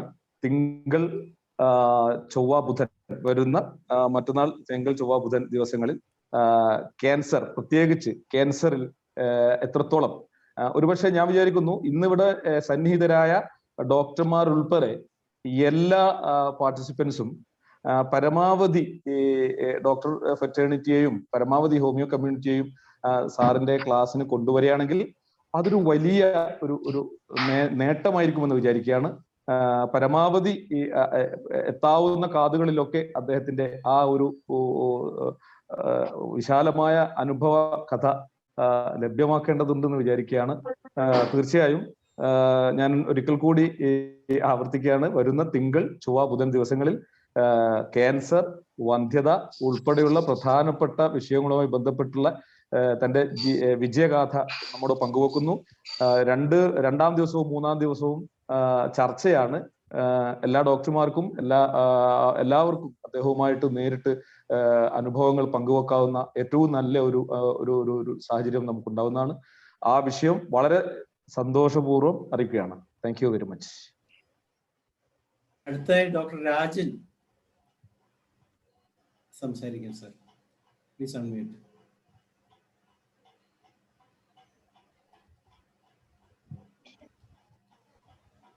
ഹലോ, നമസ്കാരം. സാഹസ ഡോക്ടറെ കുറെ കാലമായി കണ്ടിട്ട് വളരെ അത്ഭുതത്തോടു കൂടിയാണ് ഈ ക്ലാസ് കേട്ടുകൊണ്ടിരുന്നത്. ഡോക്ടറെ എത്ര അഭിനന്ദിച്ചാലും മതിയാവുന്നില്ല. വീണ്ടും ഈ സെക്ഷനിൽ പ്രത്യക്ഷപ്പെടുമെന്നുള്ള പ്രതീക്ഷയോടെ തങ്ങൾക്ക് എല്ലാവിധ അഭിവാദങ്ങൾ അർപ്പിക്കുന്നു. നമസ്കാരം. നിങ്ങളൊക്കെ അല്ലേ സാറേ ഞങ്ങളുടെ ഗുരുക്കള്, പിന്നെ എവിടെ പോവാനാ ഞങ്ങളൊക്കെ. Okay, thank U. ഓക്കെ, വരാം, സംസാരിക്കാം. ഡോക്ടർ സാദത്ത് കൊള്ളായിരുന്നു, ഉഗ്രമായിരുന്നു, ഉഗ്രം പ്രസന്റേഷനാ. Okay sir. Okay, thank you very much. Keep it up. Thank you. പറയുന്നുള്ളൂ, ഒരു വാക്ക് നിർത്തുക. Okay okay sir. ഏകദേശം നമ്മുടെ ഹാൻഡ് റൈസ് ഇനി സാദത്ത് ഡോക്ടർക്ക് പറയാം. കൺക്ലൂഡിംഗ് പാർട്ടായിട്ട് ആർക്ക് വേണമെങ്കിലും എപ്പോ വേണമെങ്കിലും നമ്മളെ വിളിക്കാം. ഫേസ്ബുക്ക്, വാട്സപ്പ്, ട്വിറ്റർ എവിടെയൊക്കെ നോക്കണൊക്കെ കാണും. സാദത്ത് മാത്രം ഒന്ന് അടിച്ചു കൊടുത്താൽ മതി. ഞങ്ങളൊക്കെ ഇത്ര ആയത് ഇതിനുള്ളൊരു ധൈര്യം വന്നത് തന്നെ ഞങ്ങളുടെ സീനിയേഴ്സാണ്. Dinesh doctor, Jayaram sir, Kalidasan doctor, അങ്ങനെ കുറേ ഡോക്ടേഴ്സാണ്, ചന്ദ്രഭാനു, അങ്ങനെ കുറേ പേരുണ്ട്. അവരുടെയൊക്കെ അനുഗ്രഹം കൊണ്ടൊക്കെയാണ് നമ്മൾ ഈ ലെവലിൽ എത്തിയിട്ടുള്ളത്. ഇതൊക്കെ ഒരു റിസ്ക് എടുക്കാന്ന് പറഞ്ഞു കഴിഞ്ഞാൽ ജീവിതത്തിൽ അകത്ത് പോവെന്നുള്ളൊരു പേടിയിലാണ് നമ്മൾ ഇതൊക്കെ കളിച്ചോണ്ടിരുന്നത്. അപ്പൊ അങ്ങനെയുള്ള ഒരു സിറ്റുവേഷൻ ആണ് നമ്മൾ പോയിക്കൊണ്ടിരുന്നത്. ഇതൊക്കെ അവരുടെ അനുഗ്രഹങ്ങള്. എൻ്റെ ജൂനിയേഴ്സ്, എന്നെ സപ്പോർട്ട് ചെയ്തിട്ടുള്ള കുറേ ഡോക്ടേഴ്സ്, എറണാകുളം ജില്ലയിലുള്ള ഡോക്ടർമാരും പലരും, കേരളത്തിന് പുറത്തുള്ള ഡോക്ടർമാരും, എൻ്റെ രോഗികൾ, നമ്മളൊക്കെ ഇത്ര ആക്കിയത് തന്നെ അവരുടെ ഒരു ഇതാണ്. അവർക്കൊക്കെ നന്ദി.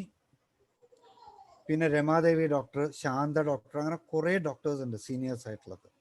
അവർക്കൊക്കെ നമ്മൾ നന്ദി പറഞ്ഞിട്ടില്ലെങ്കിൽ പറ്റില്ല. കാരണം ഇങ്ങനെ ഒരു റിസ്ക് എടുക്കാൻ തന്നെ ഒരു ധൈര്യം തരണത് ഇവരുടെയൊക്കെ ധൈര്യത്തിലാണ്. എന്ത് വേണം വന്നാലും എൻ്റെ പുറകിൽ കുറേ പേര് ഉണ്ടെന്നുള്ളൊരു ധൈര്യത്തിൽ, ആ ഒരു ധൈര്യത്തിലാണ് നമ്മളുടെയൊക്കെ വിജയം ഇരിക്കുന്നത്. ഇത്രയും നല്ലൊരു പ്ലാറ്റ്ഫോം എനിക്ക് തന്നതിന് നന്ദി. നമ്മുടെ ഇന്നത്തെ സെഷൻ ഏകദേശം നമുക്കിവിടെ തീരുകയാണ്. അപ്പോൾ ഇതിന് നന്ദി പറയുന്നതിനായിട്ട് നമ്മുടെ ഒരു സ്റ്റുഡൻ്റായ ബാസവരാജിനെ ക്ഷണിക്കുകയാണ്. ബാസവരാജ്.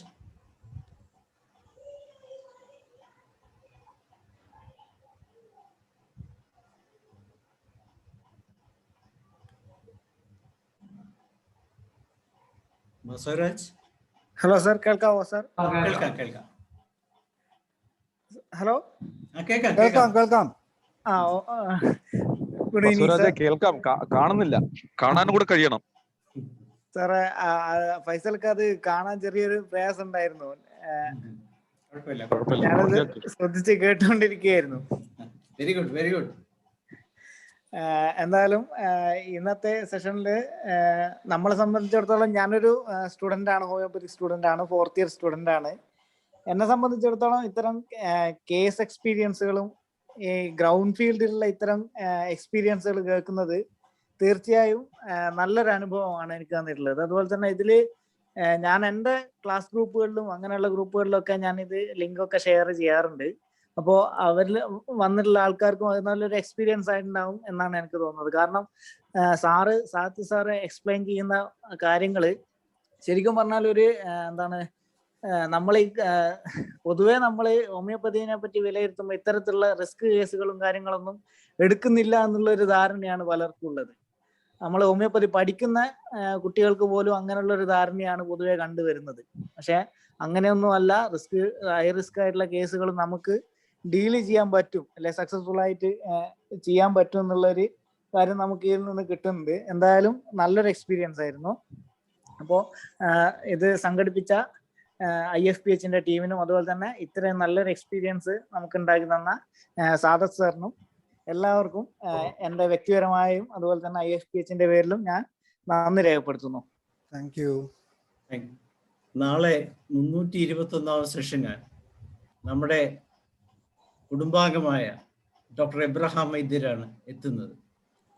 അദ്ദേഹത്തിൽ നിന്ന് നമുക്ക് വളരെ വളരെ ക്രിട്ടിക്കലായ അല്ലെങ്കിൽ വിമർശനാത്മകമായ പല കാര്യങ്ങളും നാളെ അറിയാൻ പറ്റും. കാരണം ഹോമിയോപ്പതി കൊണ്ട് എന്തൊക്കെ ചെയ്യാൻ പറ്റും എന്നുള്ളതിന് വളരെ വ്യക്തമായ തെളിവുകളും കഥകളും രചനകളുമായിട്ടുള്ള അദ്ദേഹം ഒരു നല്ലൊരു പ്രസന്റേഷനാണ് നാളെ നടത്താൻ പോകുന്നത്. മാക്സിമം പേര് ഞായറാഴ്ച ആയതുണ്ടാവണം. നമുക്കിത് ഗംഭീര വിജയമാകണം. അതുപോലെ തന്നെ ഇന്ന് പങ്കെടുത്ത എല്ലാവർക്കും IFPHന്റെ പേരിൽ ഒരിക്കൽ കൂടി ഡോക്ടർ സാദത്ത് ഉൾപ്പെടെ നന്ദി പറഞ്ഞുകൊണ്ട് നമുക്കിന്ന് ശുഭരാത്രി നേരുന്നു. നന്ദി, ശുഭരാത്രി. Thank you sir. Thank you.